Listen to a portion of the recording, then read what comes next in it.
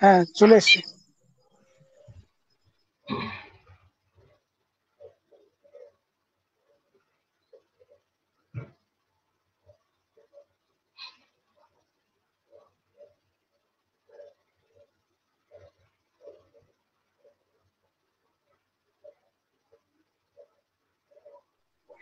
Hello, আরেকবার শুনতে পাচ্ছিস?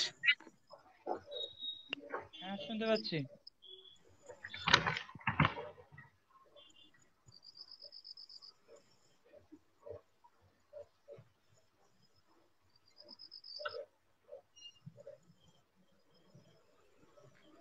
হ্যাঁ, আরেকবার শুনতে পাচ্ছিস? হ্যাঁ, শুনতে পাচ্ছি। হ্যাঁ, শুরু কর।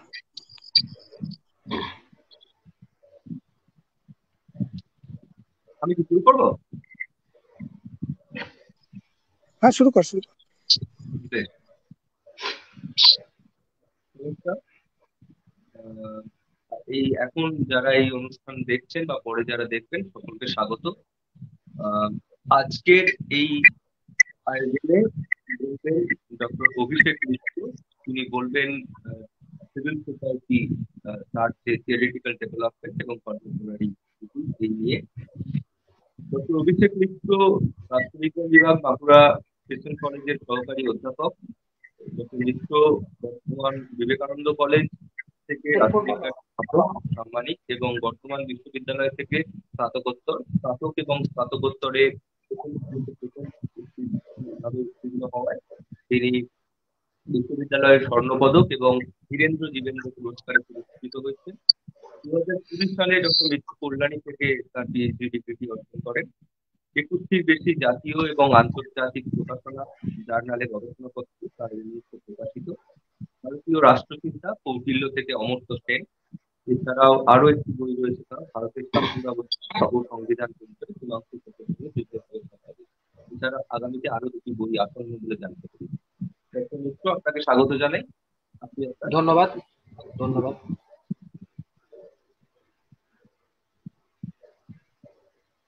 আচ্ছা, এক মিনিট।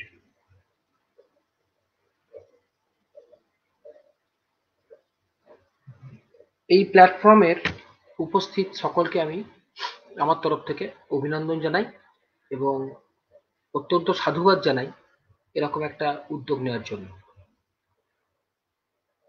আমার যারা যারা আজকে আমাকে আমন্ত্রণ করেছে এই বিষয়ে কিছু বলার জন্য, তাদের প্রত্যেককে আমি ধন্যবাদ জানাই। এখন আজকে যে বিষয়টা নিয়ে আমি বলবো বলে ঠিক করেছি, সেই বিষয়টা হচ্ছে theoretical development and recent reinterpretation of civil society. এখন এই বিষয়টা বলার আগে আমার কথা কি সবাই শোনা যাচ্ছে, মানে পরিষ্কার? হ্যাঁ, হ্যাঁ, একদম শোনা যাচ্ছে, পরিষ্কার শোনা যাচ্ছে।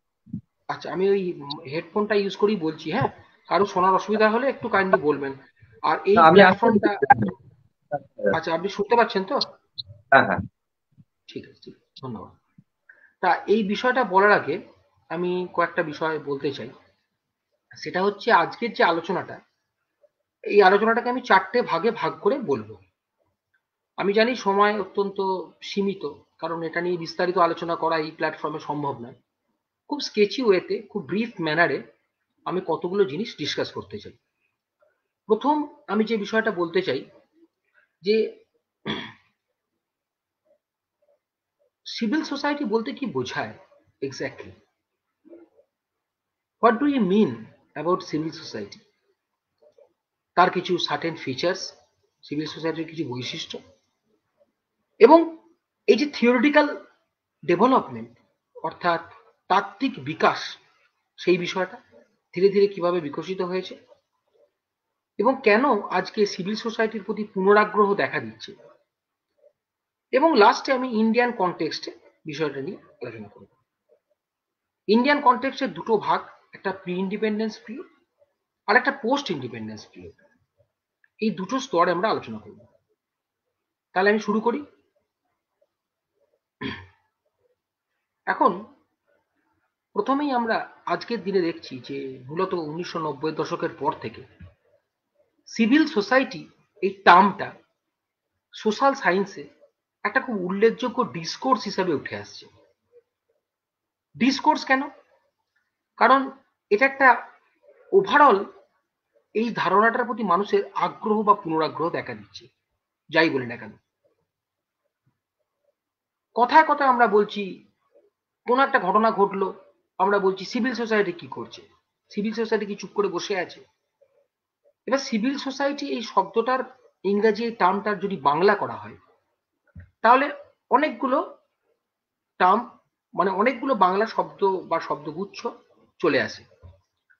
অনেকে সিভিল সোসাইটি বলতে বলে সুশীল সমাজ, বিশেষ করে আনন্দবাজার পত্রিকা বা এবিপি আনন্দ, আমরা যারা চ্যানেল দেখি তারা দেখবো ওরা সুশীল সমাজ কথাটা খুব ব্যবহার করে। অনেকে বলে পৌর সমাজ, আবার অনেকে বলে নাগরিক সমাজ। আসলে কিছু কিছু ইংরেজি ওয়ার্ড থাকে যার সঠিক বাংলা কিন্তু সেভাবে করা যায় না। যেমন রবীন্দ্রনাথ ঠাকুর, উনি নেশন শব্দটিকে বাংলা জাতি করেননি, উনি নেশন শব্দটিকে নেশন হিসেবেই ব্যবহার করেছেন। ওনার নিজস্ব ইন্টারপ্রিটেশন ছিল এই কারণে।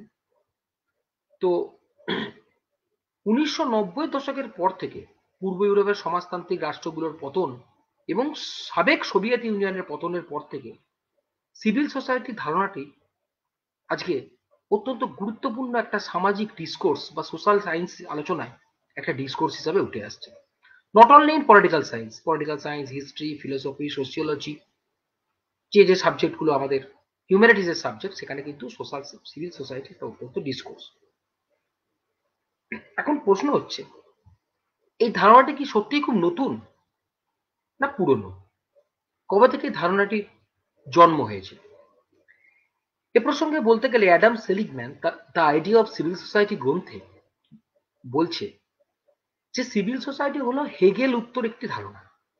সম্ভবত হেগেলই ছিলেন সেই তাত্ত্বিক যিনি ব্যক্তির স্বাধীনতা এবং ব্যক্তির স্বকীয় সত্তাকে অতিক্রমণ করে রাষ্ট্র পর্যন্ত না গিয়ে পরিবার এবং রাষ্ট্রের একটা মধ্যবর্তী ক্ষেত্র হিসাবে সিভিল সোসাইটিকে আলাদা একটা স্পেস হিসাবে চিহ্নিত করেছিলেন। হেগেল, তাহলে হেগেলের সময়কালটা 1770 থেকে 1831 এই সময়। তাহলে তার আগে কি ছিল? হ্যাঁ, এটা ঠিক, বিশুদ্ধ সিভিল সোসাইটি চর্চা তার আগে ছিল না, কিন্তু সিভিল সোসাইটি যে ফিচার্স গুলো সেগুলো কিন্তু ছিল। তাহলে আলোচনার আগে আমরা দেখব যে সিভিল সোসাইটি যে এই যে ডেভেলপমেন্ট, এটা কিন্তু দুটো ধারায় বইছে।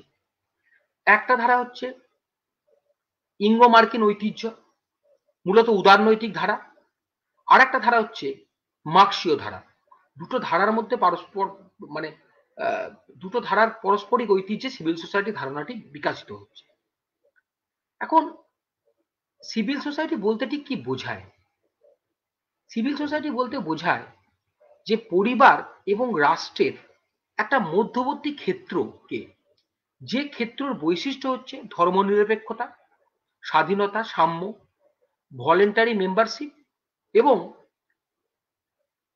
রাইট টু এন্ট্রি অ্যান্ড এক্সিটের স্বাধীনতা, অর্থাৎ প্রবেশ ও প্রস্থানের অধিকার। এ প্রসঙ্গে আমি একটা কথা বলতে চাই, সিভিল সোসাইটি কিন্তু একটা ভলেন্টারি অ্যাসোসিয়েশন। মানে আমরা রাষ্ট্রকে যদি দেখি, রাষ্ট্র হচ্ছে একটা বাধ্যতামূলক সংগঠন। আমরা কোনো না রাষ্ট্রের সদস্যপদ নিতেই পারি, মানে না নিয়ে আমাদের উপায় নেই। যেমন অ্যারিস্টটল বলতেন রাষ্ট্র বহির্ভূত জীব হয় পশু নয় দেবতা। মানে রাষ্ট্র আমাদের প্রথম পরিচয়, কিন্তু রাষ্ট্রের বাইরে পরিচয় যেটা, সেটা হচ্ছে সিভিল সোসাইটি। মানে রাষ্ট্রের বাইরে ঠিক নয়, রাষ্ট্র এবং পরিবারের মধ্যবর্তী ক্ষেত্রে। তার বৈশিষ্ট্যগুলো কি বললাম? ধর্মনিরপেক্ষতা, স্বাধীনতা, সাম্য, প্রবেশ ও প্রস্থানের স্বাধীনতা। আমি যে কোনো সময় সিভিল সোসাইটির সদস্যপদ নিতে পারি, আবার ত্যাগ করতে পারি। এরকম একটা ক্ষেত্র, একটা মধ্যবর্তী ক্ষেত্র, যেখানে বিভিন্ন ধরনের পরস্পর সম্পর্কিত ইস্যু, পরস্পর সম্পর্কিত চর্চা, একটা রেসিপ্রোকাল মানে পারস্পরিক একটা সম্পর্ক লক্ষ্য করা যায়।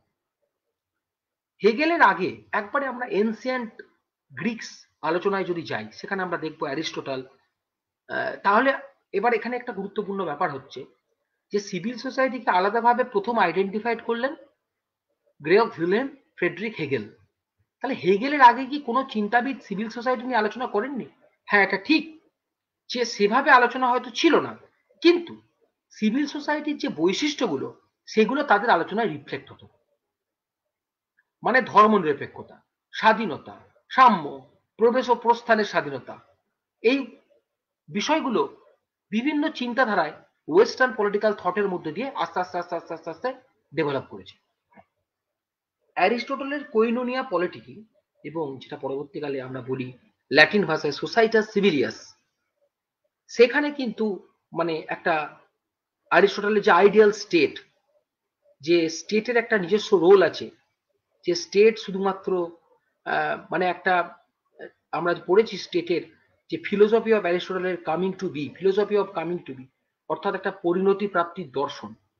এই দর্শনের মধ্যে একটা বীজ যেমন অঙ্কুরিত হয়ে একটা বড় গাছ হয়, ঠিক সেরকম ভাবে রাষ্ট্রেরও পরিপূর্ণতা প্রাপ্তি হচ্ছে ভালো কাজের মধ্যে।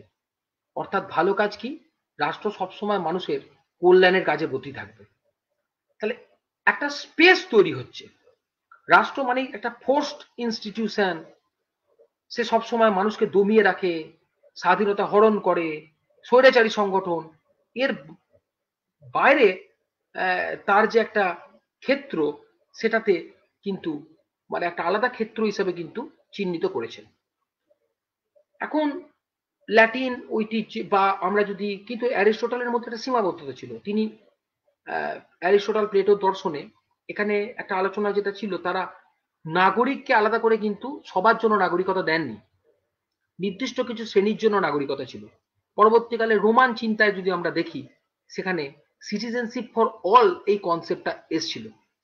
সেই জন্য রোমান চিন্তাভাবনা এ কারণে গুরুত্বপূর্ণ, কারণ রোমান যে থিঙ্কিং অফ লকে তারা একটা রেকগনাইজড ওয়েতে চিহ্নিত করতে পেরেছিল। পরবর্তীকালে একটা গুরুত্বপূর্ণ অধ্যায় আমরা জানি, দীর্ঘ সময় ধরে মধ্যযুগ চলেছিল ইউরোপে। এখানে আমরা মূলত ইউরোপীয় আলোচনাটাই ফোকাস করছি, আমরা প্রাচ্যের কোনো আলোচনায় কিন্তু এখন যাচ্ছি না। পরবর্তীকালে আমরা যদি দেখি, রেনেসাসের সময় কিন্তু সিভিল সোসাইটি, আমি কি বলছি বিশুদ্ধ সিভিল সোসাইটি চর্চা কিন্তু এখন হচ্ছে না। এখন সিভিল সোসাইটির ফিচার্স গুলো আস্তে আস্তে আস্তে আস্তে আস্তে আস্তে আস্তে ডেভেলপ করছে। মানে একদিনই তো মোবাইল ফোন আসেনি, ভালো করে বোঝানোর চেষ্টা করলে আমরা যদি বলি আজকে স্মার্টফোন, এটা তো একটা ডেভেলপমেন্টের মানে বা একটা ইভলিউশনের পরে আমাদের হাতে এসছে। আস্তে আস্তে প্রথম একটা তার দিয়ে কিছু জায়গার মধ্যে কমিউনিকেশন করা, আস্তে আস্তে আস্তে আস্তে ডেভেলপমেন্ট হতে হতে আমরা আজকের দিনে স্মার্টফোনটাকে পেয়েছি। তাহলে সিভিল সোসাইটির যে আলাদা স্পেস, এটা কিন্তু একদিনেই ডেভেলপ হয়নি, এটা আস্তে আস্তে আস্তে আস্তে তার কিছু ফিচার্স গুলো ডেভেলপ করেছে প্রথমে, তারপরে একটা কনসেন্ট্রেটেড ফর্মে আজকের দিনে যে নাগরিক সমাজ, পৌর সমাজ, সুশীল সমাজ বা সিভিল সোসাইটি কনসেপ্টটা এসছে। আর একটা গুরুত্বপূর্ণ বিষয় হচ্ছে সিভিল সোসাইটির সঙ্গে ডেমোক্রেসির একটা খুব গুরুত্বপূর্ণ সম্পর্ক আছে। এই বিষয়টাও আমি আলোচনা করছি আলোচনা। তাহলে পরবর্তীকালে আমরা যদি দেখি যে রেনেসাসের সময়, রেনেসাসের দুটো গুরুত্বপূর্ণ দিক হচ্ছে সাংস্কৃতিক দিক আর রাজনৈতিক দিক। সাংস্কৃতিক দিক থেকে ইউরোপে আস্তে আস্তে প্রভূত উন্নতি থাকে, মানবতাবাদ, যুক্তিবাদ। আমরা দেখছি লিওনার্দো দা ভিঞ্চি, এদের বা ওই সময়কার যারা চিন্তাবিদ ছিলেন, মানে যারা সাংস্কৃতিক দিকে পণ্ডিত ছিলেন, তারা মানুষের মুখের ছবি আঁকছেন। লিওনার্দো দা ভিঞ্চির মোনালিসা ছবি খুব ফেমাস। এটা মানে কি, চার্চের যে ওভারঅল ডোমেন, সেই ডোমেন থেকে মানুষ বেরিয়ে আলাদা করে হিউম্যানিটি বা মানুষ অ্যাজ এ ইন্ডিভিজুয়াল, তার একটা পরিচয় আছে, সেই সত্তাটা দেওয়ার চেষ্টা করছে। এটা কিন্তু একটা ডেভেলপমেন্ট আমরা কিন্তু আস্তে আস্তে দেখতে পাচ্ছি। এবার ম্যাকিয়াভেলি, মন্তেস্কু, এদের পরবর্তীকালে আমরা দেখতে পাচ্ছি, ম্যাকিয়াভেলিকে বলা হয় সন অফ রেনেসাস। ওই যে বললাম সিভিল সোসাইটির প্রথমে একটা বৈশিষ্ট্য হচ্ছে ধর্মনিরপেক্ষতা। এবার তুমি বলতে পারো স্যার ধর্মনিরপেক্ষতা কেন? হ্যাঁ অবশ্যই, ধর্মীয় প্রতিষ্ঠান যেগুলো স্ট্রিক্টলি ধর্মীয় প্রতিষ্ঠান, যেমন ধরো আমি যদি আজকে বলি যে রাষ্ট্রবিজ্ঞান, যে তোমাদের এই যে সংগঠনটা যেটা নিয়ে আমি এখন বলছি, এটা স্ট্রিক্টলি কোন একটা রিলিজিয়ানের জন্য মানে bound for a particular religion, prohibited for আলাদা আদার রিলিজিয়ান্স। হয়তো হিন্দু বা মুসলিম যে একটা সংগঠন, সেখানে অন্য কোনো সদস্যরা অংশগ্রহণ করতে পারবে না, সেটাকে বিশুদ্ধ সিভিল সোসাইটির সংগঠন আমরা বলতে পারি না। তাহলে সেকুলারিজম কিন্তু সিভিল সোসাইটির একটা বড় দিক, পরবর্তীকালে আমরা আসবো। তাহলে এই যে সেকুলার চিন্তাভাবনা, এই সেকুলার চিন্তাভাবনা কিন্তু ম্যাকিয়াভেলির হাত দিয়ে বা রেনেসাসের হাত দিয়ে আস্তে আস্তে ইউরোপ ব্যাপী বিস্তার হতে থাকে। সেই জন্য ম্যাকিয়াভেলিকে বলা হয় দ্য সন অফ রেনেসাস, এগুলো আমরা জানি। এর পরবর্তীকালে সোশ্যাল কন্ট্যাকচুয়ালিস্ট যে থিওরিস্ট যারা আছে, সোশ্যাল কন্ট্যাকচুয়ালিস্ট, তাদের মধ্যে আমরা বলছি তিনজনের নাম আমরা জানি। আমি খুব কমন কথাবার্তাগুলো এখন বলছি। Hobbes, Locke, Rousseau. এরা তিনজন হচ্ছে রাষ্ট্রের উৎপত্তির পেছনে মনে করছে যে চুক্তি মতবাদ দায়ী। State is the product of a contract.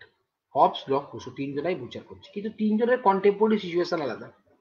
হবসের state of nature ছিল কি? প্রি পলিটিক্যাল, প্রি সোশ্যাল, যেখানে লকের স্টেট অফ নেচার ছিল অনলি প্রি পলিটিক্যাল। আবার রুসো অন্যভাবে কনসেপ্টটাকে ব্যবহার করছে। ভালোভাবে বিচার করে দেখো তো, এখানে বলতে পারো তোমরা যে এটা তো ওয়েস্টার্ন পলিটিক্যাল থটের কোনো আলোচনা চলছে, এখানে সিভিল সোসাইটি কি করে আসছে? অবশ্যই, কারণ ওই যে বললাম সিভিল সোসাইটির ফিচার্স গুলো, স্বাধীনতা, এই যে স্বাধীনতার কনসেপ্টটা ওয়েস্টার্ন পলিটিক্যাল থটে লকের হাত দিয়ে আরো ভালোভাবে ব্যবহার হচ্ছে। সেজন্য একটা কথা বলা হয় জন লক সম্পর্কে আলোচনা করতে গিয়ে, যে মার্কসের আগে মার্ক্সীয় চিন্তা ছিল, মার্কসের আগে সমাজতান্ত্রিক চিন্তা ছিল, কিন্তু লকের আগে সেভাবে কিন্তু উদারনৈতিক চিন্তা ভাবনা ছিল না। যেগুলো ছিল সেগুলো হচ্ছে সর্বাত্মক চিন্তা ভাবনা, সর্বময় রাষ্ট্রের চিন্তা ভাবনা। সেখান থেকে বেরিয়ে গিয়ে একটা লিমিটেড স্টেটের কনসেপ্ট, এবং এই কনসেপ্টের মধ্যে মানে রাষ্ট্রের একটা খুব সীমিত পরিসরে রাষ্ট্র কাজ করবে, তার কাজ হবে অবশ্যই জনকল্যাণ করা, কিন্তু সেই ন্যাচারাল যে রাইটস গুলো, জীবন, স্বাধীনতা, সম্পত্তির অধিকার, এগুলোকে বজায় রাখবে। না করতে পারলে সরকারের পরিবর্তন হবে। এখানে সরকারের পরিবর্তন মানে রাষ্ট্রের পরিবর্তন নয়, রাষ্ট্র স্থায়ী। পরবর্তীকালে রুশোর চিন্তা ভাবনার মধ্যে আমরা দেখছি, ওই যে বললাম সিভিল সোসাইটির আরেকটা ফিচার্স ডেমোক্রেসি, সেটা অনেক বেশি পরিমাণে ডেভেলপ করছে রুশো। তবে অনেকে বলে, ঐতিহাসিক হান্সর মতো কিছু কিছু চিন্তাবিদ বলেছেন যে হবসের মস্তক সমন্বিত লেবিয়াথানের মস্তক বাদ দিলে পাওয়া যাবে রুশোর সাধারণ ইচ্ছা তত্ত্ব, যে রুশোর সাধারণ ইচ্ছা তত্ত্ব হবসের মস্তক সমন্বিত লেবিয়াথানের মতো অপ্রতিরোধ্য ক্ষমতার অধিকারী। তাহলে রুশো সেই উদীয়মান বুর্জুয়া শ্রেণীর কথা বলছেন, রুশো সেই একটা পলিটিক্যাল সিস্টেম মানে একটা স্টেটাস কো এর কথা বলছেন, কিন্তু রুশোর চিন্তা ভাবনার স্বাতন্ত্রতা এখানে তিনি অনেক বেশি পরিমাণে গণতান্ত্রিক, অনেক বেশি পরিমাণে জনগণকে নিয়ে চলার কথা বলছেন। বলছেন শাসক তুমি শাসন করো, কিন্তু জনগণের নামটা নিতে বলো না, ওই জনগণের নামটাই তোমার শাসনের বৈধতা দেবে। এই পর্যন্ত চিন্তা ভাবনা ডেভেলপমেন্ট করার পরে একটা বিশাল দিক জুড়ে চলে আসছে স্কটিশ এনলাইটেনমেন্ট। স্কটিশ এনলাইটেনমেন্টে ফ্রান্সিস হাচিনসন, অ্যাডাম ফার্গুসন, এরা একটা নতুন কনসেপ্ট নিয়ে এলো। সেই কনসেপ্ট হচ্ছে কমার্শিয়াল সোসাইটি। আস্তে আস্তে আস্তে আস্তে উদারনীতিবাদ ডেভেলপ করছে, আস্তে আস্তে আস্তে আস্তে লিবারাল থিঙ্কিং বাড়ছে। স্কটিশ চিন্তা ভাবনা, তারা কি বলছে? তারা বলছে যে কমার্শিয়াল সোসাইটি, বলছে কমার্শিয়াল সোসাইটি তাই হচ্ছে সিভিল সোসাইটি। কেন? কারণ কমার্শিয়াল সোসাইটি মানে এটা ঠিক যে সেটা একটা দেনা পাওনার ক্ষেত্রে, আর্থিক লাভ এবং মুনাফার ক্ষেত্রে, কিন্তু পাশাপাশি আর্থিক লাভ এবং মুনাফা যারা করছে তারা কিন্তু মানে আইন মেনেই করছে, লকে ভায়োলেট করে করছে না। তাহলে এই সংস্থাটা একটা সিভিল সোসাইটি অর্গানাইজেশন। কিন্তু পরবর্তীকালে আমরা দেখতে পাচ্ছি সম্পূর্ণ একদম প্রথম, আমি খুব মানে এগুলো এভাবে তো টাইম মেনটেন করা যায় না, আমি এটা নিয়ে বিস্তারিত বলবো ভেবেছিলাম, কিন্তু কি করে বলবো, কারণ আমাকে আরো 3টে পার্ট আলোচনা করতে হবে। এর পরবর্তীকালে প্রথম আমি দেখছি বিশুদ্ধভাবে সিভিল সোসাইটির টার্মটা ব্যবহার করছেন হেগেল। উনি বলছেন man is now become a son of civil society, individual is now become a son of civil society. মানে কি? তিনি বলছেন মানুষ তার সমস্ত সুযোগ সুবিধা পরিবারের মধ্যে পায় না। এটা ঠিক যে পৃথিবীর প্রথম প্রিমিটিভ সোসাইটি হচ্ছে ফ্যামিলি, কিন্তু ফ্যামিলির মধ্যে আমরা সবকিছু পাই। আমরা স্কুল, কলেজ, বিশ্ববিদ্যালয়, ক্লাব, বিভিন্ন যে সংস্থাগুলো আছে যেগুলো আমাদের মানবিক বিকাশ ঘটায়, সেই বিকাশ সাধনের জায়গা কি পরিবার দিতে পারে? একটা পরিবার এবং রাষ্ট্রের একটা মধ্যবর্তী ক্ষেত্রের দরকার, যেখানে আমাদের মানবিক বিকাশ অনেক বেশি ঘটে। আমরা জানি জার্মান এই যে ভাববাদ, সেখানে তিনি থিসিস সিনথেসিস এবং অ্যান্টিথেসিসের কথা বললেন, কিন্তু হেগেলও আস্তে আস্তে কিন্তু বিলীন হয়ে গেলেন। কেন বিলীন হয়ে গেলেন? সিভিল সোসাইটি আলোচনায় তিনি একটা আলাদা স্বাতন্ত্র সিভিল সোসাইটির জায়গা দেখানোর পরেও তার আলোচনা কিন্তু ফুলফিল হলো না। এ কারণে, কারণ তার সিভিল সোসাইটি কিন্তু লাস্টে গিয়ে পরিপূর্ণতা পেয়ে যাচ্ছে স্টেটের মধ্যে। তিনি বলছেন যে বাদ তার যে সীমাবদ্ধতা সেগুলো মানুষ প্রতিবাদে পায়, এবং তার সীমাবদ্ধতাগুলো সবে এসে সিনথেসিস। সিনথেসিস মানে কি? মানে দুটো লিঙ্ক আপ হয়ে যাচ্ছে। স্টেট থাকলে আর কারোর প্রয়োজনীয়তা থাকছে না, স্টেট সমস্ত কিছুকে ফুলফিল করে দিচ্ছে। অর্থাৎ সেই একটা সর্বাত্মক স্টেটের ধারণা আবার চলে আসছে, যেটা অনেকটা লক সরিয়ে দিয়েছিলেন, কিন্তু আবার পরবর্তীকালে হেগেল, হ্যাঁ একই সময়কাল, কিছুটা 19-20, গোটা 30-40 বছরের ডিফারেন্স, কিন্তু ইউরোপের দেশ ব্যাপী, দেশ ভেদে, স্থান ভেদে, কাল ভেদে চিন্তা ভাবনাগুলোর পার্থক্য হয়ে যাচ্ছে। একটা অন্য ধারা বয়ে চলেছে পরবর্তীকালে, যেটা হচ্ছে মার্ক্সীয় ঐতিহ্য। মার্ক্স কিন্তু সিভিল সোসাইটিকে খুব ভালো চোখে দেখেন। তিনি একটু নেতিবাচক দৃষ্টিভঙ্গিতে সিভিল সোসাইটিকে দেখেছেন। তার দৃষ্টিভঙ্গিটা কি? তার দৃষ্টিভঙ্গি ছিল ওই যে স্কটিশরা বলেছিল না, কমার্শিয়াল সোসাইটি বা বাণিজ্যিক সমাজটাই ছিল সিভিল সোসাইটি। তিনি বলছেন না, সিভিল সোসাইটি হচ্ছে শাসক শ্রেণীর মানে শাসক শ্রেণীর মানে সংখ্যা লঘিষ্ঠের, সংখ্যা গরিষ্ঠের উপর প্রভাব বিস্তারের একটা জায়গা। থিওরি অফ অ্যালিয়েনেশন, মানুষ আধুনিক হচ্ছে, সমাজ থেকে, পরিবার থেকে বিচ্ছিন্ন হচ্ছে, পরিবার থেকে বিচ্ছিন্ন হচ্ছে, নিজের মাটি থেকে বিচ্ছিন্ন হচ্ছে। মার্ক্সের থিওরি অফ অ্যালিয়েনেশন খুব বিখ্যাত একটা গ্রন্থ। অর্থাৎ মার্ক্স কিন্তু সিভিল সোসাইটিকে খুব ভালোভাবে দেখেননি। তিনি বলেছেন তার পরিপূর্ণতা সেখানে যতদিন সমাজতান্ত্রিক রাষ্ট্র হচ্ছে বা সাম্যবাদী রাষ্ট্র পরবর্তীকালে, যেটা কাল্পনিক ধারণা। এবার আমরা আসছি সিভিল সোসাইটির আলোচনার ক্ষেত্রে একজন খুব গুরুত্বপূর্ণ তাত্ত্বিক, আমি মনে করি ওনার থেকে বড় তাত্ত্বিক সিভিল সোসাইটি এই মুহূর্তে, মানে সেই সময় উনি ছাড়া কেউ নেই। তার নাম হচ্ছে ইতালীয় তাত্ত্বিক অ্যান্তোনিও গ্রামসি। গ্রামসির নামটা এই প্রসঙ্গে অত্যন্ত গুরুত্বপূর্ণ এ কারণ হচ্ছে গ্রামসি হচ্ছে সেই চিন্তাবিদ। জোসেফ ফেমি একটা কথা বলেছিলেন civil society history and possibilities বইয়ে, ওনার একটা চ্যাপ্টার আছে, তিনি বলছেন economic reductionism is not a charge that could be levelled up against Antonio Gramsci. অর্থাৎ অর্থনৈতিক নিয়তিবাদ প্রতিটা মার্ক্সবাদী তাত্ত্বিক, মার্ক্সের পরেও মার্ক্সবাদী তাত্ত্বিক যদি আমরা দেখি, ইভেন ডেভিড ম্যাকলেনানের যদি তোমরা বই দেখো, সেখানেও মার্ক্স সিভিল, তিনি বলছেন যে গ্রামসি হচ্ছে উপরিকাঠামোর তাত্ত্বিক। মার্ক্সের পরে মার্ক্সবাদ, যেটা ওয়েস্টার্ন পলিটিক্যাল থটে, ওয়েস্টার্ন যে মার্ক্সবাদ আমরা বলি, গ্রেগর লুকাস বলতে পারো, লিও ট্রটস্কি বলতে পারো, নিকোস পোলানজাস, যত তাত্ত্বিক আছেন সবাইকে একটা কিন্তু দোষে দুষ্ট। সেটা কি দোষ? সেই দোষটা হচ্ছে অর্থনৈতিক নিয়তিবাদের দোষ, অর্থাৎ সমস্ত কিছুকে অর্থনৈতিক পরিপ্রেক্ষিতে বিচার করা। কিন্তু না, গ্রামসি সেই তাত্ত্বিক যিনি অর্থনীতিকে বাদ দিয়ে একটা সাংস্কৃতিক জগতের চিন্তা ভাবনা তিনি করলেন। তার প্রথম প্রশ্নটা ছিল কি, ওয়েস্টার্নে এতদিন কেন বিপ্লব হয়নি? হ্যাঁ, মার্ক্সের তত্ত্ব তো অ্যাভেলেবেল, পাশ্চাত্যে তো, ইংল্যান্ডে তো কোনো বিপ্লব হলো না, কোনো সমাজতান্ত্রিক বিপ্লব হলো না, ইটালি, ফ্রান্স, জার্মানি, কোনো সমাজতান্ত্রিক বিপ্লব তো হলো না। কেন হলো না? কারণ তিনি বললেন ওখানে সিভিল সোসাইটি হচ্ছে অত্যন্ত স্ট্রং, রাষ্ট্রকে প্রোটেক্ট করছে সিভিল সোসাইটি। কিভাবে প্রোটেক্ট করছে রাষ্ট্রকে সিভিল সোসাইটি? তিনি বললেন যে রাষ্ট্রের বিপদের দিনে রাষ্ট্রের কবজের মধ্যে সিভিল সোসাইটি রাষ্ট্রকে রক্ষা করছে। সেটা কবচ থাকে, কবচ, একটা গার্ড, সেই গার্ড হচ্ছে সিভিল সোসাইটি। কিরকম? তিনি বলছেন রাষ্ট্র শুধু পশু শক্তির সমান নয়, রাষ্ট্র plus political society plus civil society. মানে কিরকম? মানে কনসেপ্টটা এরকম যে তিনি বলছেন যে রাষ্ট্র একটা তার সাংস্কৃতিক একটা আধিপত্য মানুষের মধ্যে কায়েম করেছে। কিভাবে কায়েম করেছে? সে কায়েম করার জায়গাটা হচ্ছে সিভিল সোসাইটি। রাষ্ট্র একটা হেজিমনি কায়েম করেছে। এই হেজিমনি কায়েম করার যে জায়গাটা,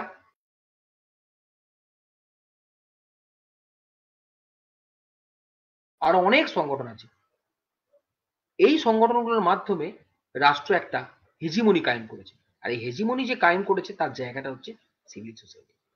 তিনি ব্যাপক অর্থে বলেছেন এই সিভিল সোসাইটিটাকে ভাঙতে গেলে বুদ্ধিজীবীদের একটা বিরাট বড় রুল আছে। বুদ্ধিজীবীকে আবার তিনি দুভাগে ভাগ করেছেন, জৈবিক বুদ্ধিজীবী, অর্গানিক ইন্টেলেকচুয়াল এবং ট্র্যাডিশনাল ইন্টেলেকচুয়াল। ট্র্যাডিশনাল কারা? শিল্পী, সাহিত্যিক, বুদ্ধিজীবী যারা এরা।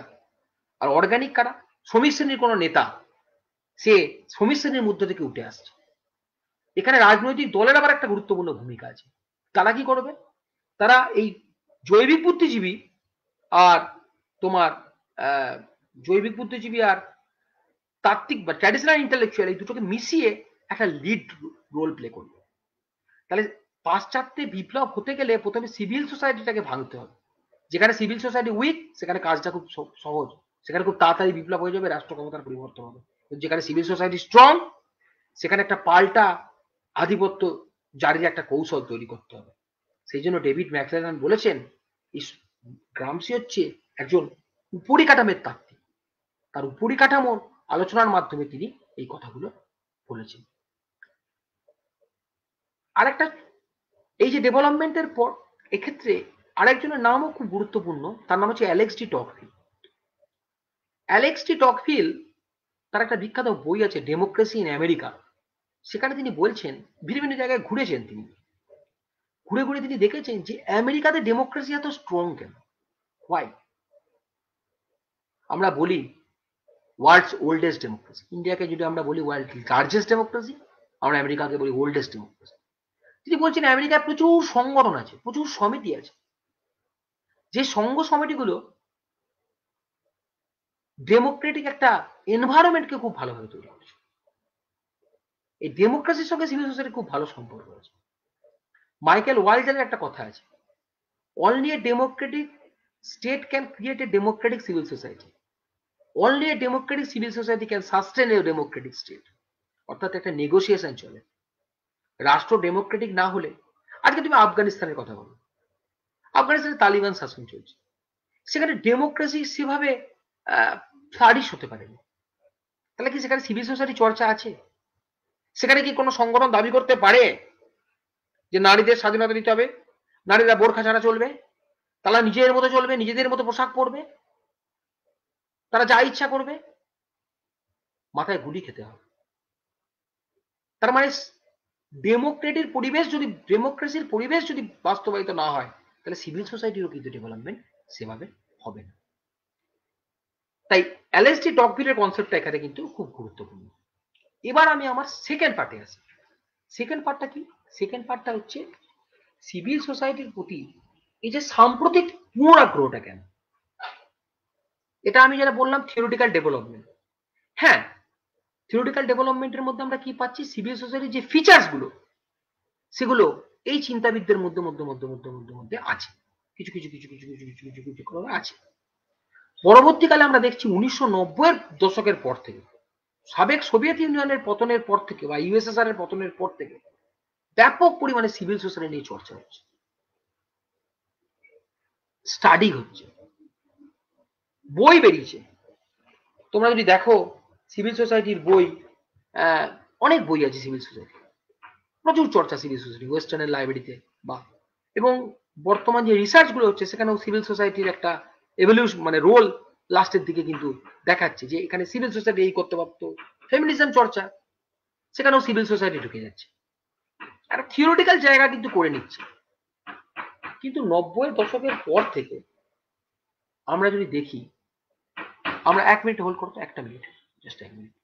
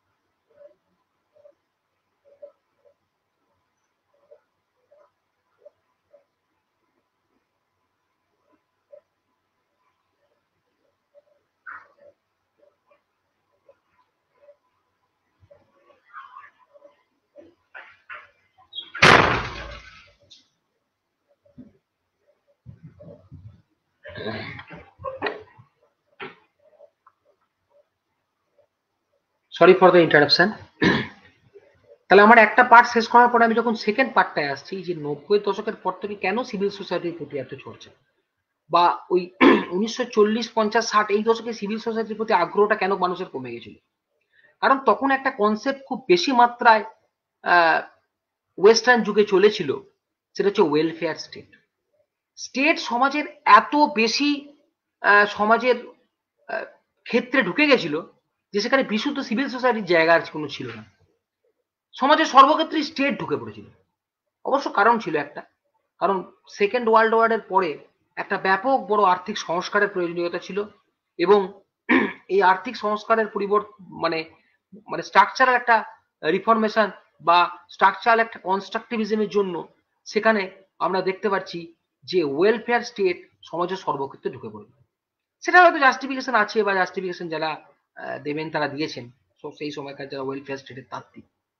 কিন্তু অনেকে মনে করেন, যারা সিভিল সোসাইটির বিশেষজ্ঞ, তারা মনে করেন যে ওয়েলফেয়ার স্টেটের যে ব্যাপক বিস্তার, সেই বিস্তার কিন্তু সিভিল সোসাইটির আলোচনাকে অনেকটা দমিয়ে দিয়েছিল। এখন প্রশ্ন হচ্ছে, আরো কি কি কারণ রয়েছে যার কারণে সিভিল সোসাইটি নিয়ে এত চর্চা হচ্ছে?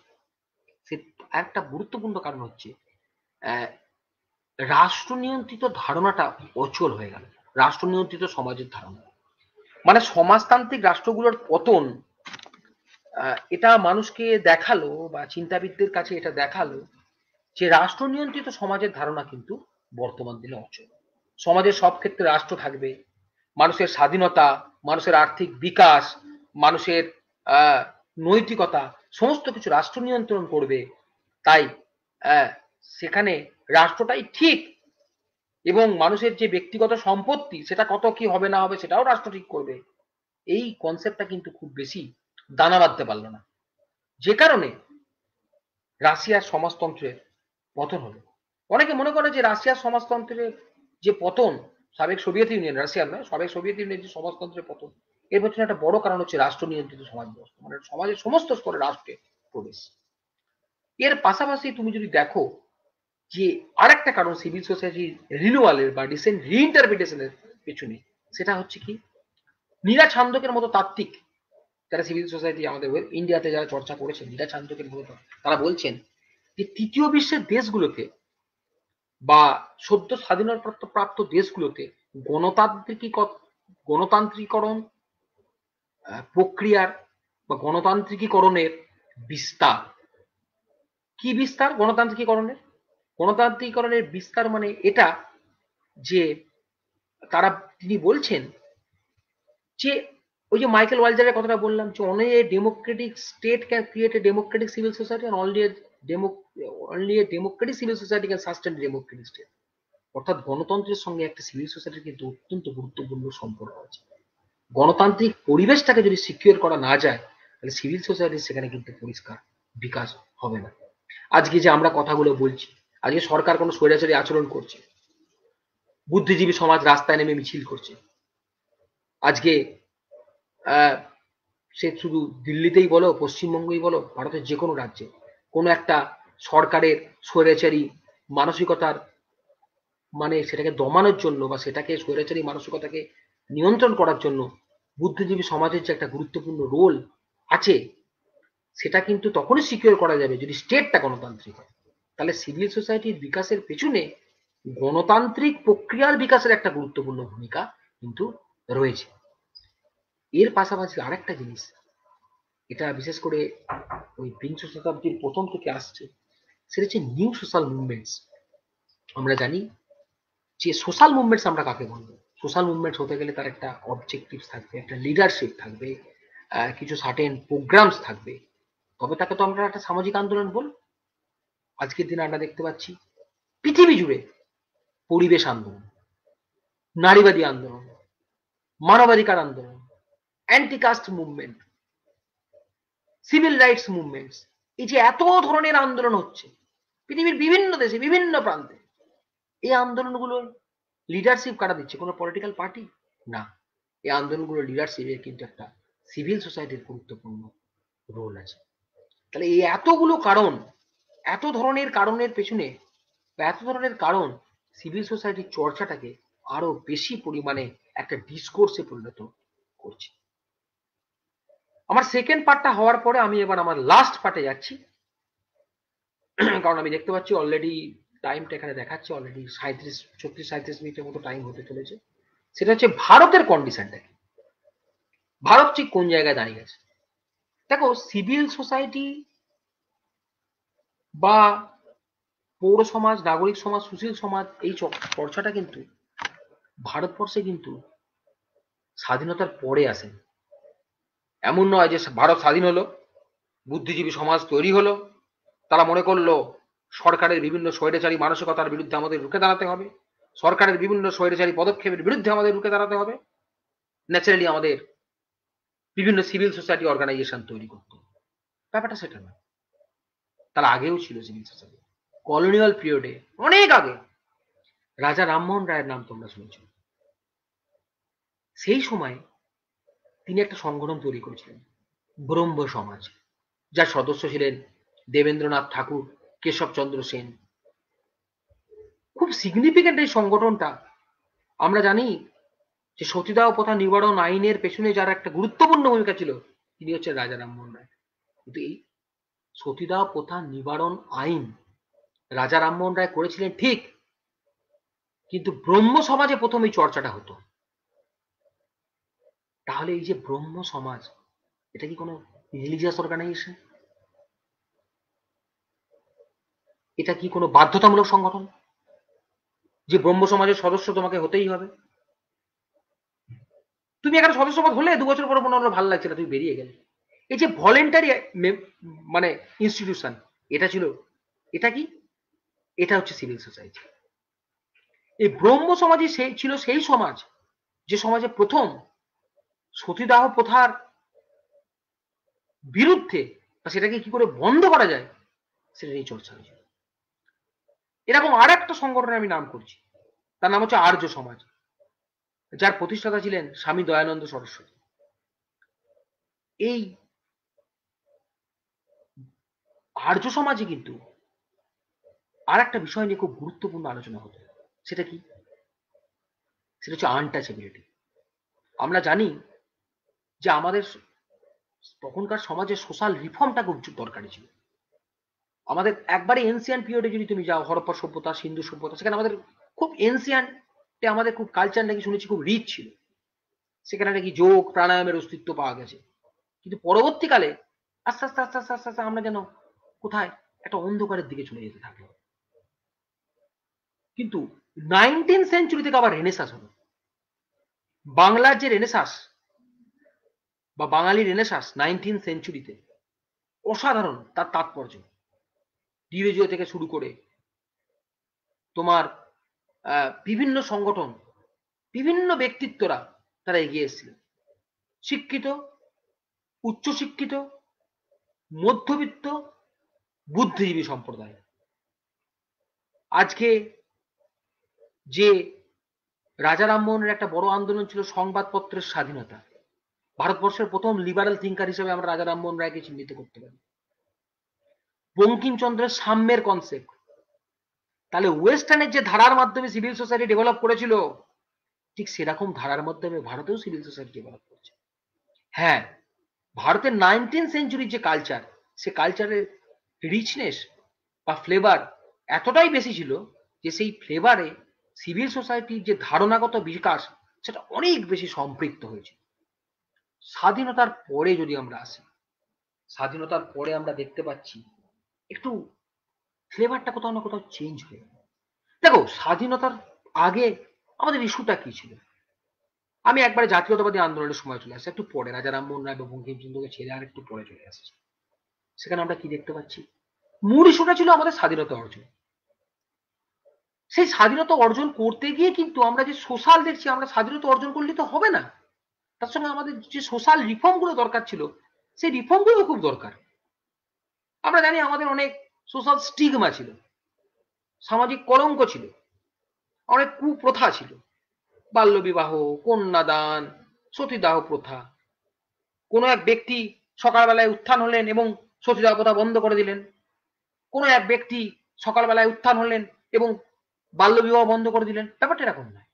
ব্যাপারটা এরকম যে এই কাজগুলো করার পেছনে বিভিন্ন সুশীল সমাজ, পৌর সমাজ বা নাগরিক সমাজের ভূমিকা ছিল। তখনকার যুগে যারা শিক্ষিত বুদ্ধিজীবী তাদের। তাহলে সিভিল সোসাইটি পাশাপাশি কিন্তু সোশ্যাল রিফর্মেরও একটা কাজ হয়। এবার দেশ স্বাধীন হলো।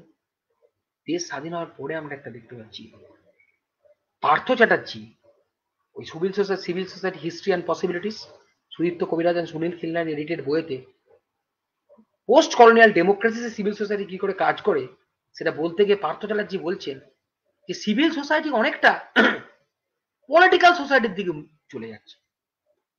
মানে কিরকম? যার বেসিসটা হচ্ছে ভায়োলেশন অফ ল। অদ্ভুত ভাবে মানুষ টিকিটলেস ট্রাভেলার। হাস্যকর সিভিল সোসাইটি মানে 100 জনের একটা গ্রুপ, তারা ঐক্যবদ্ধ হয়েছে কিভাবে? এভাবে ঐক্যবদ্ধ হয়েছে। তাদের কমন মিলটা কি? তাদের কমন মিলটা হচ্ছে আমরা টিকিট না কেটে সরকারি বিভিন্ন গণপরিবহনে যাত্রা করব।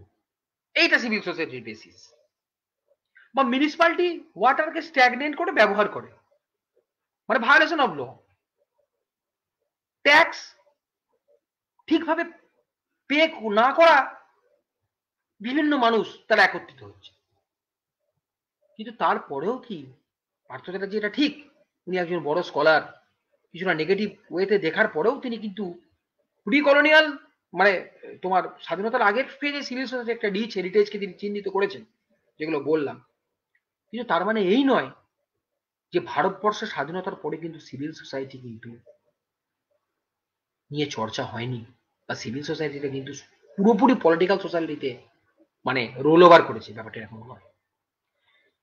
1990 সালে যখন সাবেক সোভিয়েত ইউনিয়নের পতন হলো, তখন বেশ কিছু চিন্তাবিদ যারা ভারত নিয়ে চর্চা করে, গুনার মিডডাল, অতুল কোহেলি, পল ব্রাস, রুডলফ অ্যান্ড রুডলফ, যারা তৃতীয় বিশ্ব এবং ভারত বিশেষজ্ঞ, যারা ভারতীয় গণতন্ত্র নিয়ে যারা বিস্তারিত আলোচনা করেছেন, একটু মানে চিন্তিত। তাহলে কি ভারত রাষ্ট্র ভেঙে পড়বে? হ্যাঁ, ভারত রাষ্ট্র ভেঙে পড়ার অনেক উপাদান আছে। বিভিন্ন ভাষা নিয়ে দ্বন্দ্ব, বিভিন্ন জাতি নিয়ে দ্বন্দ্ব। আমরা দেখেছি খালিস্তান মুভমেন্ট, মণিপুর, নাগাল্যান্ড, নর্থ ইস্টের বিভিন্ন রাজ্যের movement, separatist kind of movement. তাহলে ভারত কি টুকরো টুকরো হয়ে ভেঙে পড়বে? কিন্তু ভারত ভাঙেনি। ভারতকে রক্ষা করেছে কে জানো? ভারতের ডেমোক্রেসি। ভারতের ডেমোক্রেসিটা এতটাই শক্তিশালী এবং মানুষ ডেমোক্রেসির প্রতি এতটাই আস্থাশীল, মার্কিন রাষ্ট্রপতি ভারতে এসে বলে না যে ভারতের ব্রিজটা খুব ভালো হয়েছে, এই ভারতের টাওয়ারটা খুব ভালো হয়েছে, এই ভারতের রেলওয়েটা খুব জোরে দৌড়াচ্ছে, ভারতের মেট্রো রেল এমন জোরে দৌড়ায় নাকি সেটা জাপানের মনোরেলকেও হারিয়ে দেয়। Is it possible? না, পসিবল নয়। কিন্তু একটা জিনিসের তারা প্রশংসা করে, সেটা কি? ডেমোক্রেসি।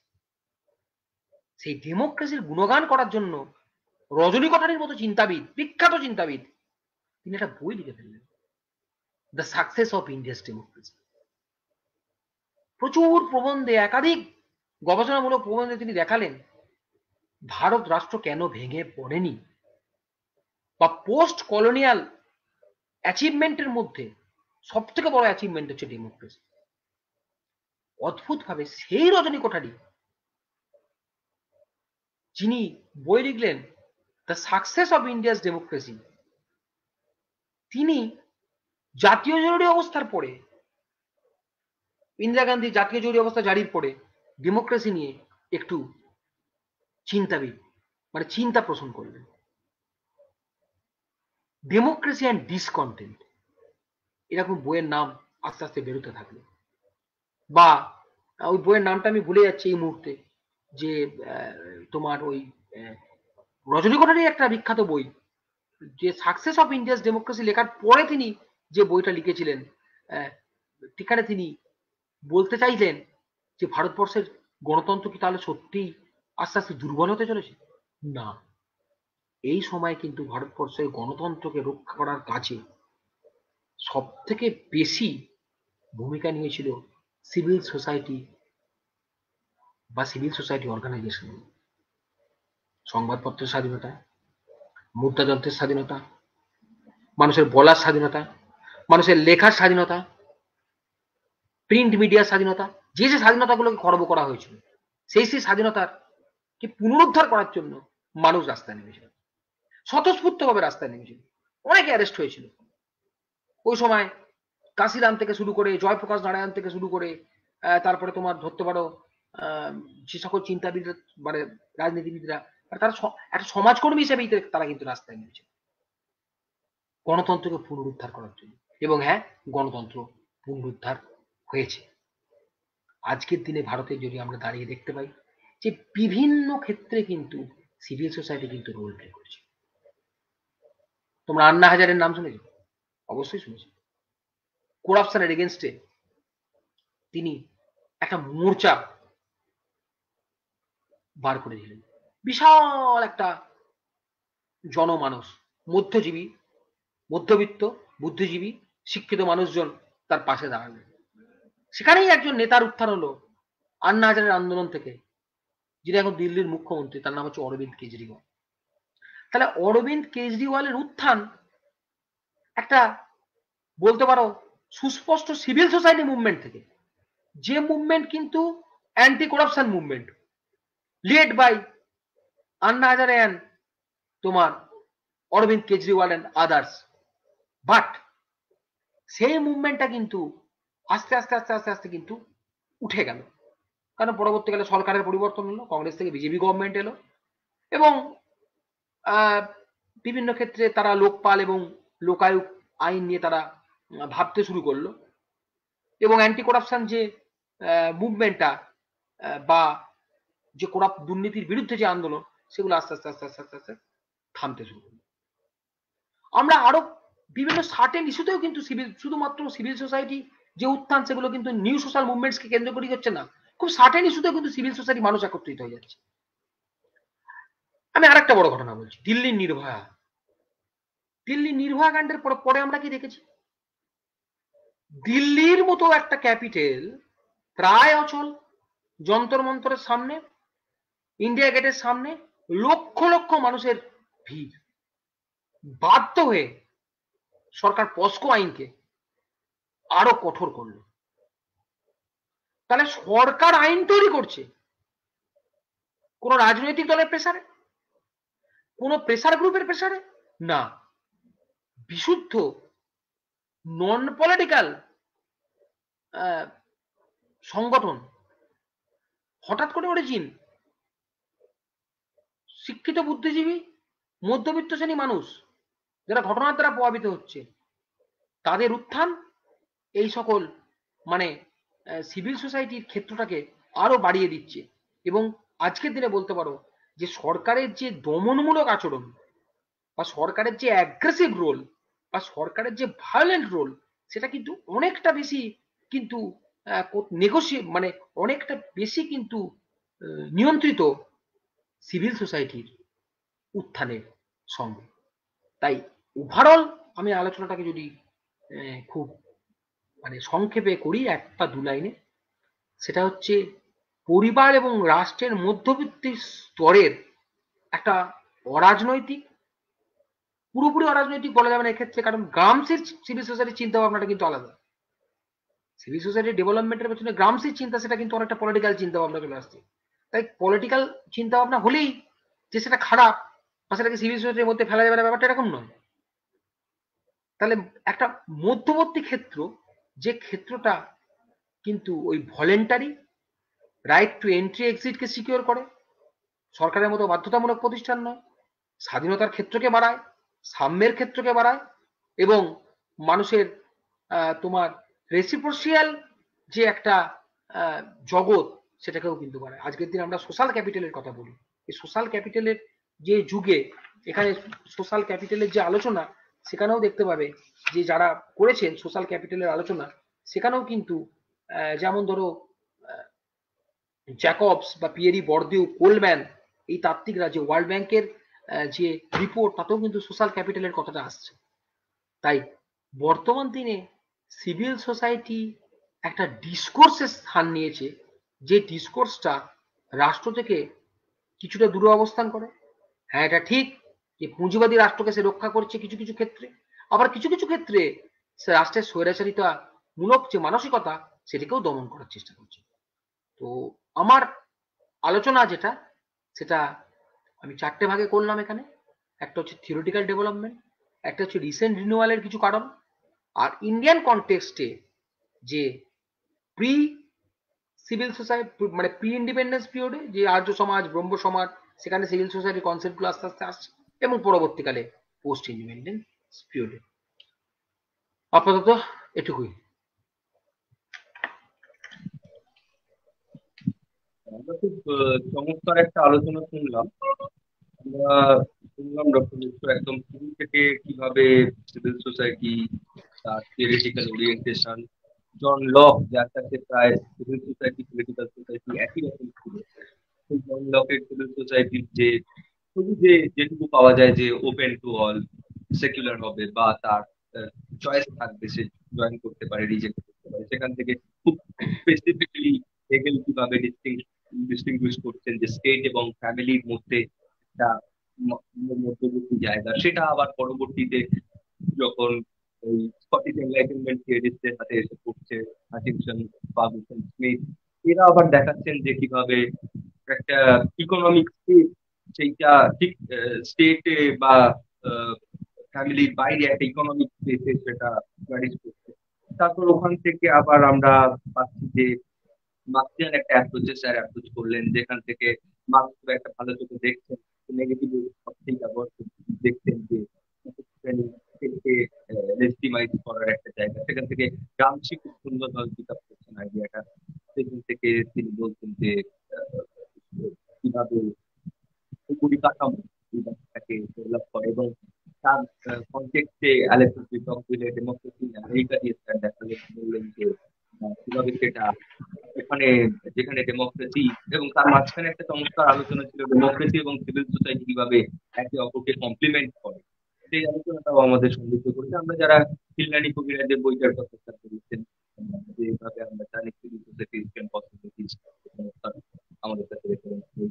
মাঝখানে কথা এসেছে ম্যাকমিলানের কথা এসেছে। আমরা একটা খুব চমৎকার আলোচনা পেলাম। তারপরেও স্যার একটা দেখানোর চেষ্টা করছেন, বলেছেন যে ডেমোক্রেসি, ইন্ডিয়ান ডেমোক্রেসি নিয়ে সে কিভাবে দি কলোনিয়াল পিরিয়ডের ডেমোক্রেসি, যখন তখন ডেমোক্রেসির কাজ নেই, কিন্তু ফ্রিডম মুভমেন্টটাই তখন একটা আমাদের আর্জ, এবং সেই ফ্রিডম মুভমেন্টকে কিভাবে ব্যাক করছে সিভিল সোসাইটি অর্গানাইজেশন, জনসমাজের কথা বলছে, যারা সোশ্যাল রিফর্মসে জোর দিচ্ছে। আবার তার সঙ্গে দয়ানন্দ সরস্বতীর আর্য সমাজের কথা বলেছেন, যেখানে আমরা দেখতে পাবো ফিচার্স গুলো যে open to all, free, you can take the membership and you can leave the association model basically, যেটা লক্ষ্য করছি খুব সুন্দর একদম। এবং তারপরে শেষকালে উনি নিয়ে এসেছেন দুটো কন্টেক্সট নিয়েছেন, একটা হচ্ছে particularly civil society and political society, যে ডিস্টিংগুইশ, যে একদল মানুষ, যে রেল কলোনির গল্প দিয়ে, যেটা পলিটিক্স অফ দ্য গভর্ন যে বইটাতে, ওখানেও পার্টিকুলার এটা আছে। এবং স্যার যেটা সাইট করেছেন কবিরাজ, কল্যাণী কবিরাজের বই থেকে, তো সেখানেও যে একদল মানুষ কিভাবে আস্তে আস্তে দখল করে নিচ্ছে স্পেস, তাদের অধিকার অর্জন করে নেওয়ার চেষ্টা করছে, সেটা হয়তো অ্যাপারেন্টলি খুব একটা সিভিল নয় প্রসেসটা, হয়তো তারা একটা রেশন কার্ড বানিয়ে ফেলছে, সেখান থেকে আই কার্ড বানিয়ে ফেলছে, গোটা এপিক কার্ড নিয়ে তারা দেশের রাষ্ট্রের অংশ হয়ে যাচ্ছে এবং তাদের দাবিটা প্রতিষ্ঠা করছে।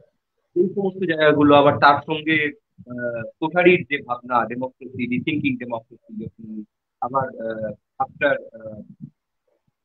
এমার্জেন্সি তাকে ভাবছেন, এই গোটা ব্যাপারটা নিয়ে ডেমোক্রেসির সঙ্গে তার যে ইন্টারপ্লেটা চলে, যেভাবে চলে, সেইটা নিয়ে খুব সুন্দর একটা আলোচনা হয়েছে। কারো কোনো প্রশ্ন থাকলে আমরা নিতে পারি, তা না হলে আমরা এই আলোচনাটা আরেকটু এগিয়ে নিয়ে যেতে পারি। সেটা হচ্ছে, আমার একটা অবজারভেশন আছে, আমি সেটা স্যারের কাছে জিজ্ঞেস করবো, মানে এরকম মৃত্যুর কাছে আমি জানতে চাইবো যে ধরুন আমরা মোটামুটি ভাবে আপনিও যা বললেন আমরাও তা ভেবেছি যে সিভিল সোসাইটি, মানে কলোনিয়াল টাইমে সিভিল সোসাইটি যেরকম সোশ্যাল রিফর্মস এর দিকে ইন্ডিকেট করেছে, সেগুলো খুব কম করেছে। তার সঙ্গে after after independence civil society মানে যা মুভমেন্ট, এই মুহূর্তে হয়তো আপনি এক দুটো নির্ভয়া কেসের কথা বলেছেন, বা কিন্তু ওভারঅল ধরুন যে ধরনের অ্যাক্টিভিটি চলছে সেন্ট্রাল লেভেল, সেখানে কি সিভিল সোসাইটিকে আমরা খুব বেশি অ্যাক্টিভ হইতে দেখছি? মানে কোথাও কি সিভিল সোসাইটি মুভমেন্ট খুব স্যাটিসফ্যাক্টরি এই মুহূর্তে? সেটা একটা ব্যাপার। সেটা হচ্ছে ধরুন যেভাবে সরকারের বিরুদ্ধে বলা মানেই জাতীয়তার বিরুদ্ধে বলা, বা সরকারের কোন একটা রাজনৈতিক দলের বিরুদ্ধে বলা মানেই যেভাবে জাতীয়তাবাদ নিয়ে, তার জাতীয়তাবাদ নিয়ে বা তার জাতীয়তা নিয়ে প্রশ্ন। এই ক্ষেত্রে কিংবা রাজ্যে বা যে কোনো জায়গায় যে ধরুন সাম্প্রতিক যে ইলেকট্রাল ভায়োলেন্স, সেগুলো নিয়ে কি সিভিল সোসাইটি খুব একটা মাথা ব্যথা আছে? মানে খানিকটা পলিটিক্যালি ট্রিগার হলেও ভিয়েতনাম ওয়ারের সময় কলকাতা যেভাবে অ্যাক্টিভ ছিল, খানিকটা পলিটিক্যালি ট্রিগার, এটা অস্বীকার করা যায় না। কিন্তু যেভাবে সিভিল সোসাইটি অ্যাক্টিভ ছিল, ধরুন একটা 1 বছর ধরে একটা গোটা বিশ্বে যুদ্ধ চলছে, মানে একটা বিশ্বে একটা বড় যুদ্ধ চলছে, না যুদ্ধ চলছে, সেটা নিয়ে কিন্তু সেইভাবে সিভিল সোসাইটি মুভমেন্ট কি আপনার চোখে পড়ে, বা সেইভাবে কোনো অর্গানাইজেশন কি এটা বলছে বা বলে? এই ব্যাপারটা খানিকটা কি মনে হয় না রিল্যাক্সেন্ট সিভিল সোসাইটির এখন সেই স্পেসটা নষ্ট হয়ে গেছে? বা ধরুন ক্লাবগুলোর ওপরে সরকারি নিয়ন্ত্রণ, যে ক্লাবটা হতে পারছে একটা বেসিক মানে সিভিল সোসাইটি ইনস্টিটিউশন, তার উপরে যে সরকারি নিয়ন্ত্রণ, মানে এক ধরনের টাকা পয়সা এবং দাক্ষিণ্য দিয়ে তাদের উপরে যে একটা তৈরি করা একটা, বা বুদ্ধিজীবী সমাজকে খানিকটা ওই দোল দিয়ে বা তাদের একটা অর্থ বা অন্যান্য সুযোগ সুবিধা দিয়ে এক ধরনের ক্যাপচার করার যে ব্যাপারটা, সেখানে কি সিভিল সোসাইটি খুব একটা আপনি আশাব্যঞ্জক কিছু দেখতে পান? এই জায়গাটা কারেন্ট যেহেতু রিসেন্ট ফেনোমেনা বা রিসেন্ট রিইন্টারপ্রিটেশনটা এই টপিকে আছে, সেটা আমার ডক্টর মিত্রের কাছে একটা জানবার। দীপঙ্কর। আচ্ছা, হ্যাঁ, আমি প্রথমে সঞ্চালককে ধন্যবাদ জানাই। উনি মানে খুব ভালোভাবে প্রোগ্রামটাকে আহ, সঞ্চালনা করছেন। তা এই প্রশ্নটা খুবই মানে কাঙ্ক্ষিত এবং খুবই গুরুত্বপূর্ণ একটা এমার্জিং ইস্যু। যে সত্যিই তো, যে রাশিয়া ভিয়েতনাম ওয়ার মানে একটা ইস্যু, এরকম একটা ইস্যুতে সেভাবে তো কই ভারতে চর্চা বা কই সিভিল সোসাইটির কোনো রোল রাস্তাঘাটে সেরকম দেখা যাচ্ছে না। বা এটা তো অনেক ইন্টারন্যাশনাল ইস্যু আমি ধরলাম, বা অনেক তো অপ্রেসিভ কাণ্ড হচ্ছে, অনেক তো ধর্ষণ থেকে শুরু করে নারীদের ওপর বিভিন্ন অত্যাচার বা বিভিন্ন ইস্যু আছে, যেগুলো কি সিভিল সোসাইটির আরো বেশি রোলটা প্লে করা উচিত ছিল। এরকমই কথা বলতে চাইছেন তো উনি, আপনি এটাই বলতে চাইছেন তো? হ্যাঁ, হ্যাঁ। হ্যাঁ, এই প্রশ্নটা কিন্তু খুবই কাঙ্ক্ষিত এবং এটা খুব বাস্তবসম্মত। এখন ব্যাপারটা কি হচ্ছে, যে আমরা দেখছি যে এই প্রসঙ্গেই হয়তো পার্থ চ্যাটার্জি বলেছেন যে অনেক বেশি পলিটিক্যাল সোসাইটি, যেটা কিন্তু ডেমোক্রেটিকও বটে, পলিটিক্যাল সোসাইটি মানে সেটাকে আমরা যে ইনডেমোক্রেটিক আমরা বলতে পারি না, সেটা ডেমোক্রেটিক ওয়েতে মুভমেন্ট করছে। এখন মুভমেন্টটা ডেমোক্রেটিক হচ্ছে না আনডেমোক্রেটিক হচ্ছে সেটা গুরুত্বপূর্ণ ব্যাপার, কিন্তু সিভিল সোসাইটির যে রোলটা, সেটা কোথাও না কোথাও একটু নেগোসিয়েবল হয়ে যাচ্ছে। কি সেন্সে হয়ে যাচ্ছে? হ্যাঁ, কিছু কিছু ক্ষেত্রে আমরা দেখতে পাচ্ছি যে হঠাৎ করে পিপল, মানে জনগণের একটা অংশ খুব বেশি এমার্জ করছে, খুব বেশি সিভিল সোসাইটি নিয়ে আহ, সচেতন হয়ে যাচ্ছে বা সেটা নিয়ে ভাবছে, এরকমও যেমন হচ্ছে। আবার কোনো কোনো ইস্যুতে আমরা দেখছি পুরোপুরি উদাসীন, মানে সেই ইস্যুতে কিন্তু কোন রকম মিছিল বা মোমবাতি ক্যান্ডেল মার্চ সেখানে কিন্তু নেই। এর একটা বড় কারণ হচ্ছে যে এখন জনগণের একটা শিক্ষিত মধ্যজীবী শ্রেণীর একটা মানুষের বেশি অংশ মনে করছে যে আমাদের ভয়েসটা আমরা যতটা তুলতে পারবো স্বতঃস্ফূর্ত ভাবে, ভলেন্টারি ভাবে সিভিল সোসাইটির মাধ্যমে, সেটা যদি আমরা পলিটিক্যাল ওয়েতে বেশি আমরা তুলতে পারি, তাহলে সেটা বেশি অনেক বেশি ফ্রুটফুল হবে। মানে ধরা যাক কোনো একটা বিশ্ববিদ্যালয়, সে হঠাৎ করে ফিস, মান্থলি ফিস প্রচুর বাড়িয়ে দিয়েছে, স্টুডেন্টদের একটা অংশ মনে করছে যে এটা তো একটা শান্তিপূর্ণ, পুরোপুরি অরাজনৈতিক, পুরোপুরি আহ, স্বতঃস্ফূর্ত একটা আন্দোলন করা যেতে পারত। আবার পাশাপাশি এটাও তারা ভাবছে যে এই আন্দোলন করলে আমরা কতটা বেশি গেইন করতে পারবো, যদি এই আন্দোলনটা আমরা কোনো রাজনৈতিক দলের মাধ্যমে আমরা দিতে পারি, তাহলে হয়তো আমরা গেইনটা বেশি করতে পারবো, বা আমাদের দাবিটা হয়তো সরকার বেশি শুনবে। এই একটা কারণ। পাশাপাশি 2 নম্বর কারণ আরেকটা হিসেবে তুলে ধরতে পারছি, যে মানুষ 90-এর দশকে যতটা স্বতঃস্ফূর্তভাবে লেখা লিখতো বা যতটা স্বতঃস্ফূর্তভাবে প্রতিবাদ করত, সেটা প্রতিবাদটা জনমানুষে পৌঁছে যাওয়ার একটাই মাধ্যম ছিল লেখালেখি প্রিন্ট মিডিয়ায় লেখা ছাপানো এবং তার পাশাপাশি রাস্তাঘাটে মিছিল করা, শান্তিপূর্ণভাবে হোক বা অনেক সময় ভায়োলেন্ট ভাবেও হয়েছে। কিন্তু এখন আমরা দেখতে পাচ্ছি সোশ্যাল মিডিয়া একটা কিন্তু গুরুত্বপূর্ণ রোল প্লে করছে, কারণ অনেক আন্দোলন কিন্তু বেশি পরিমাণে ছড়িয়ে যাচ্ছে এই সোশ্যাল মিডিয়াগুলোর মাধ্যম দিয়ে। এবার সোশ্যাল মিডিয়ার রোলটা ভালো না খারাপ সেটা বিচার করা কিন্তু সময় এখনো আসেনি। এটাও হতে পারে যে মানুষের প্রতিবাদ শুধুমাত্র সোশ্যাল মিডিয়াতেই দেখা যাচ্ছে, রাস্তাঘাটে দেখা যাচ্ছে না, তাহলে সেটা কতটা লাভবান হচ্ছে। যে প্রতিবাদ শুধুমাত্র সোশ্যাল মিডিয়াতেই সীমাবদ্ধ, সেই প্রতিবাদের মাধ্যমে কি সত্যিই কিছু দাবি আদায় করা যেতে পারে? সেই প্রশ্নের উত্তর কিন্তু এখনই দেওয়ার মতো সময় আসেনি। তবে সিভিল সোসাইটির রোলটা খুব এই মুহূর্তে একটা প্যারাডক্সের জন্ম দিয়েছে। মানে কিছু কিছু ক্ষেত্রে আমরা দেখতে পাচ্ছি যে সিভিল সোসাইটি খুব মানে যেমন আমাদের পশ্চিমবঙ্গের ক্ষেত্রে আমরা দেখেছি যে কামদুনি কাণ্ডের পরবর্তীকালে বা পার্ক স্ট্রিট ঘটনার পরে কিন্তু বর্তমান সরকারের দিনে আমি খোলাখুলি বলছি, সেখানে কিন্তু বুদ্ধিজীবীদের একটা ভালো রোল ছিল। বা আগের সরকারের আমলে যখন সিঙ্গুরের ঘটনা ঘটেছে সেখানে ব্যাপক পরিমাণে বুদ্ধিজীবীদের রোল ছিল। অনেকে এটাও বলেন যে ক্ষমতা পরিবর্তনের পেছনে বুদ্ধিজীবীদের একটা ব্যাপক রোল ছিল। পশ্চিমবঙ্গের যে বাম শাসন থেকে তৃণমূলের যে সরকারের যে পরিবর্তন হলো, তাই সিভিল সোসাইটির রোলটা যে একদম হারিয়ে গেছে এটা বলা যাবে না। বা ধরো যে কোনো রাজনৈতিক আন্দোলনেও কিন্তু স্বতঃস্ফূর্তভাবে সিভিল সোসাইটি, মানে ধরো কিছুদিন আগে আমি তোমাকে বলছি যে একটা কৃষক আন্দোলন হলো, ব্যাপকভাবে কৃষক আন্দোলনটা কিন্তু ছড়িয়ে পড়লো সোশ্যাল মিডিয়া থ্রু দিয়ে। পিওরলি পিজেন্ট ইস্যু, ইস্যুটা পিওরলি পিজেন্ট ইস্যু, পুরোপুরি কৃষক আন্দোলন, কিন্তু সেটা একটা ব্যাপক জনমানুষের সমর্থন কিন্তু আদায় করে দিল। সরকার বাধ্য হয়ে কি করলো? সরকার বাধ্য হয়ে কৃষক আইনটা প্রত্যাহার করলো। সে আইনটা আনার কথা ছিল লোকসভায়, সে আইনটা কিন্তু প্রত্যাহার করলো। নির্ভয়া কাণ্ডের পরবর্তীকালে, এগুলো সাম্প্রতিক উদাহরণ দিচ্ছি, নির্ভয়া কাণ্ডের পরবর্তীকালে যে পস্কো আইনটাকে আরো স্ট্রং করা হলো, সেখানেও কিন্তু সিভিল সোসাইটির একটা রোল ছিল। তবে তোমার কথাটাকে আমি একবারে ফেলে দিচ্ছি না যে সিভিল সোসাইটির রোলটা আরো বেশি কাঙ্ক্ষিত হওয়া উচিত। হ্যাঁ, এটা যত কাঙ্ক্ষিত হবে তত ভালো, এটা খারাপ কিছু নয়। কারণ মানুষের এক সময় একটা কথা বলাই গেছে যে মানুষের মানে অশিক্ষিত মানুষের চিৎকার চেঁচামেচিতে বা অসভ্যতাতে যতটা সমাজ ধ্বংস হয়, তার থেকেও বেশি সমাজ ধ্বংস হয় শিক্ষিত মানুষের নীরবতা।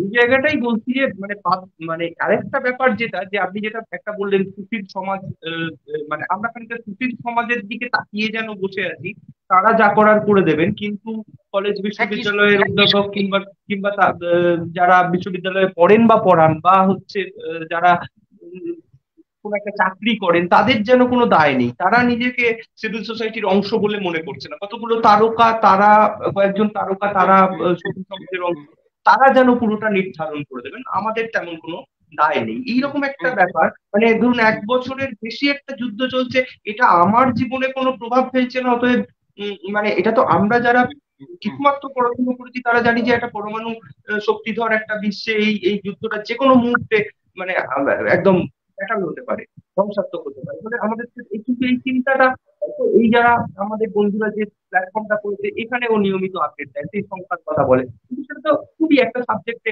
কতগুলো ছাত্রছাত্রী ওভারঅল যে মানে ইন্টেলিজেন্সিয়া, তাদের মধ্যে কিন্তু সেই তাপ উত্তাপ খুব একটা, ওই একটা দুটো এডিটোরিয়াল পোস্ট এডিটোরিয়াল যায়, ওই সময়টা 1 বছর কভার করলো, সেই সময় দু একজন অশোক সরকার লিখলেন বা কেউ লিখলেন, সেটা একটা পার্টিকুলার। কিন্তু অল টুগেদার যেভাবে ভিয়েতনামের সময় রাস্তায় নামা দেখা গেছে, পলিটিক্যালি ট্রিগার্ড হলেও, আমি বলছি ওটা কিছুটা পলিটিক্যালি ট্রিগার্ড, এটা অস্বীকার করা যাবে, কিন্তু সেইভাবে কিন্তু পাওয়া যাচ্ছে। মানে এই ওই যে আমি তোমাকে বললাম আবির্ভাব, সম্ভবত তোমার নাম আবির্ভাব, তোমাকে আমি যেটা বললাম যে একটা বৈপরীত্যের জন্ম দিয়েছে। যে সিভিল সোসাইটির আলোচনাটা আমরা দেখতে পাচ্ছি কোনো কোনো ইস্যুতে সিভিল সোসাইটি খুব বিশাল মানে একটা খুব কাঙ্ক্ষিত, খুব গুরুত্বপূর্ণ এবং খুব প্রভাব বিস্তার করছে, জনমানুষ এরকম রোল প্লে করছে। আবার কিছু কিছু ইস্যুতে মানে আমরা খুব বেশি মানে আমরা দৈনন্দিন জীবন জীবিকা নিয়ে বেশি ভাবিত, আর রাদার দেন অন্য কোনো ইস্যু। রাশিয়া ইউক্রেনের প্রভাব আমার জীবনের উপর পড়তে পারে, পেট্রোল ডিজেলের দাম বাড়তে পারে, সমস্ত জিনিসের দাম বাড়তে পারে, আর্থিক মন্দা আসতে পারে, কিন্তু সেটা আমার কাছে ভাবিত নয়, আমি ভাবিত খুব একটা বেশি নয়, এই কারণে, কারণ সেটা তো আমার দৈনন্দিন জীবনকে প্রভাবিত করছে না,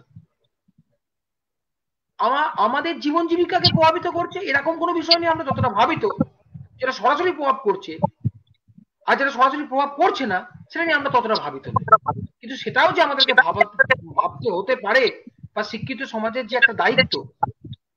ফরাসি বিপ্লব যখন হয়েছিল, ফরাসি বিপ্লবের সাম্য, স্বাধীনতা, মৈত্রীর আদর্শ রাজা রামমোহন রায়কে এতটাই প্রভাবিত করেছিলেন যে তিনি একটা জাহাজে উঠে ফরাসি পতাকাকে তুলে দিয়েছিলেন, এবং তিনি মানে সেটার প্রতি তাকে স্যালুট করেছিলেন এবং সম্মান জানিয়েছিলেন। রুশ বিপ্লবের প্রভাব আমাদের দেশে এতটা পড়েছিল যে Hindustan socialist Republican association, Bhagat Singh, ওই সময়ের যে আন্দোলনগুলো সেগুলো কিন্তু রুশ বিপ্লব একটা মানে কি বলবো ইগনাইট করেছিল, বুস্ট করেছিল যাকে আমরা বলতে পারি। কিন্তু এই সময়ের প্রভাব, মানে এই সব ঘটনাগুলোর প্রভাব আমাদের উপর ততটা প্রভাবিত করছে না।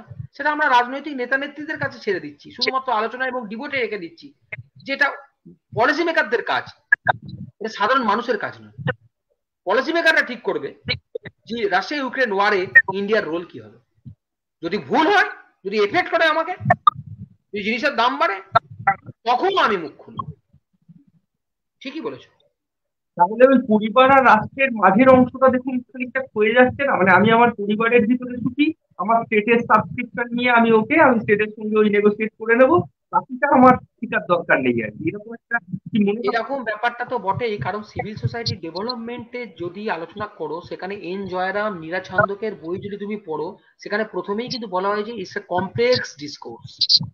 এটা এতটাই কমপ্লেক্স ডিসকোর্স যে, এবং এটা একটা প্যারাডক্সিয়াল ডিসকোর্স, যেখানে কিন্তু কোনো সময় এর আপলিফমেন্ট হচ্ছে, কোনো সময় এটা চুপ করে থাকছে, কোনো সময় বলতে পারো অপ্রেসড হচ্ছে, কোনো সময় যতটা রোল প্লে করা উচিত ততটা রোল প্লে করছে না। অর্থাৎ বিষয়গুলো কিন্তু সত্যি একটা ডিসকোর্স, যেটা আমি প্রথমে বললাম সেটার সঙ্গে আরেকটা শব্দও যোগ করে দিতে পারো, কমপ্লেক্স ডিসকোর্স অলসো। ঠিকই বলেছো। কোনো প্রশ্ন পেয়েছি দীপঙ্কর? আমাদের কাছে কোনো প্রশ্ন বা কিছু এসেছে? তা না হলে আমরা এই কমেন্টে কয়েকটা প্রশ্ন এসছে, এবার দেখ। হ্যাঁ, হ্যাঁ, তাহলে এটা নিয়ে নেবো। নন্দিতা প্রামাণিক, ফেসবুকে একটা কমেন্টে প্রশ্ন এসছে ফেসবুকের মাধ্যমে। হ্যাঁ, নন্দিতার কমেন্টটা পিন কর দীপঙ্কর। নন্দিতার আগে একটা প্রশ্ন আছে, একে দেখে নাও। নন্দিতার আগে আচ্ছা, দেখ ওটা কার আছে Dipankar. Sourav Mitra, what do you mean by social capital, তাই তো? ওই প্রশ্নটা আছে বলছি। হ্যাঁ। স্যারের কাছে চেক কর।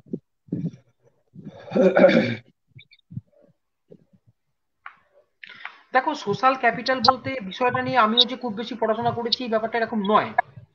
তবে সোশ্যাল ক্যাপিটালের আলোচনাটা যদি বলতে চাও, তাহলে এরকম বলতে হবে যে কোনো সমাজ ব্যবস্থার মধ্যে সেই সমাজ ব্যবস্থার যে আদর্শ, বা যে সমাজ ব্যবস্থাকে যেটা ধরে রাখে, বা রেসিপ্রোসিয়াল রিলেশনশিপ যেগুলো আছে, সেইগুলোকে নিয়ে একটা সামাজিক যে ইস্যু, মানে বলতে পারো যে মানুষ রাষ্ট্র নিয়ন্ত্রিত জীবের পাশাপাশি মানুষ সমাজবদ্ধ জীব হিসেবে তার যে রোল, যেটা পরবর্তীকালে এটা নিয়ে যারা বিস্তারিত আলোচনা হয়েছে, মানে আমরা তো একটা মাল্টিকালচারাল সোসাইটির মধ্যে থাকি, যে সোসাইটিতে অনেক জাত থাকে, অনেক ধর্ম থাকে, অনেক ভাষার মানুষ থাকে।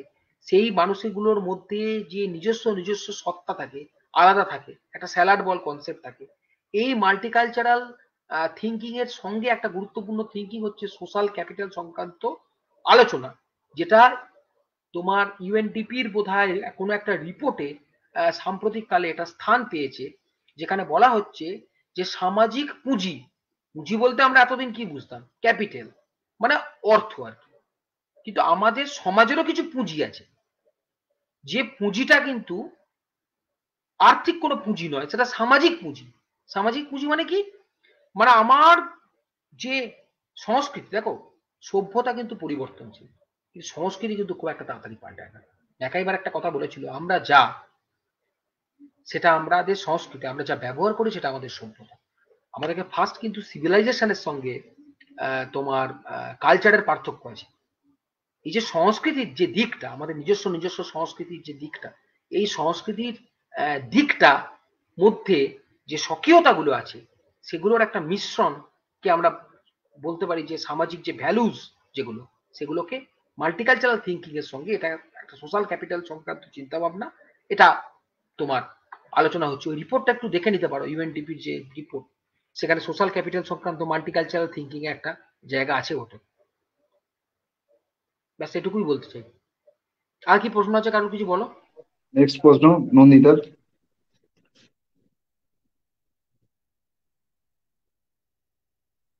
নন্দিতা প্রশ্নটা।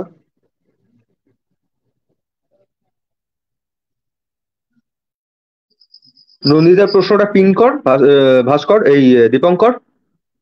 স্যার তো নেই, স্যার বেরিয়ে গেছে, স্যার লিভ করে গেছেন? আচ্ছা, ওটা চলে আসবেন। ডিসকানেক্ট হয়ে গেছে। আচ্ছা স্যার জয়েন করে যাবেন, কোনোভাবে ইন্টারনেট কেটে গেছে, আমরা একটু অপেক্ষা করব।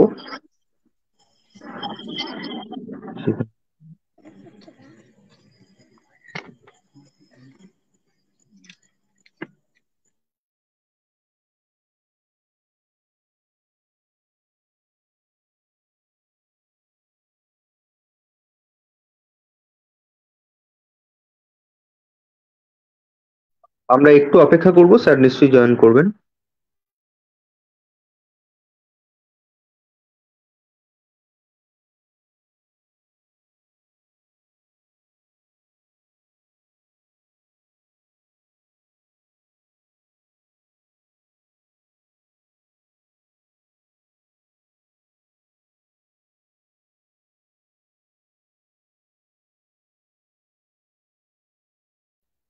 স্যার আসছেন, স্যার বেরিয়ে গেছিলেন, আমাকে ফোন করেছিলেন মাত্র, মানে জয়েন হতে পারছেন না, ডিস্টার্ব চলছে। হ্যাঁ ঠিক আছে, আমরা একটু অপেক্ষা করব।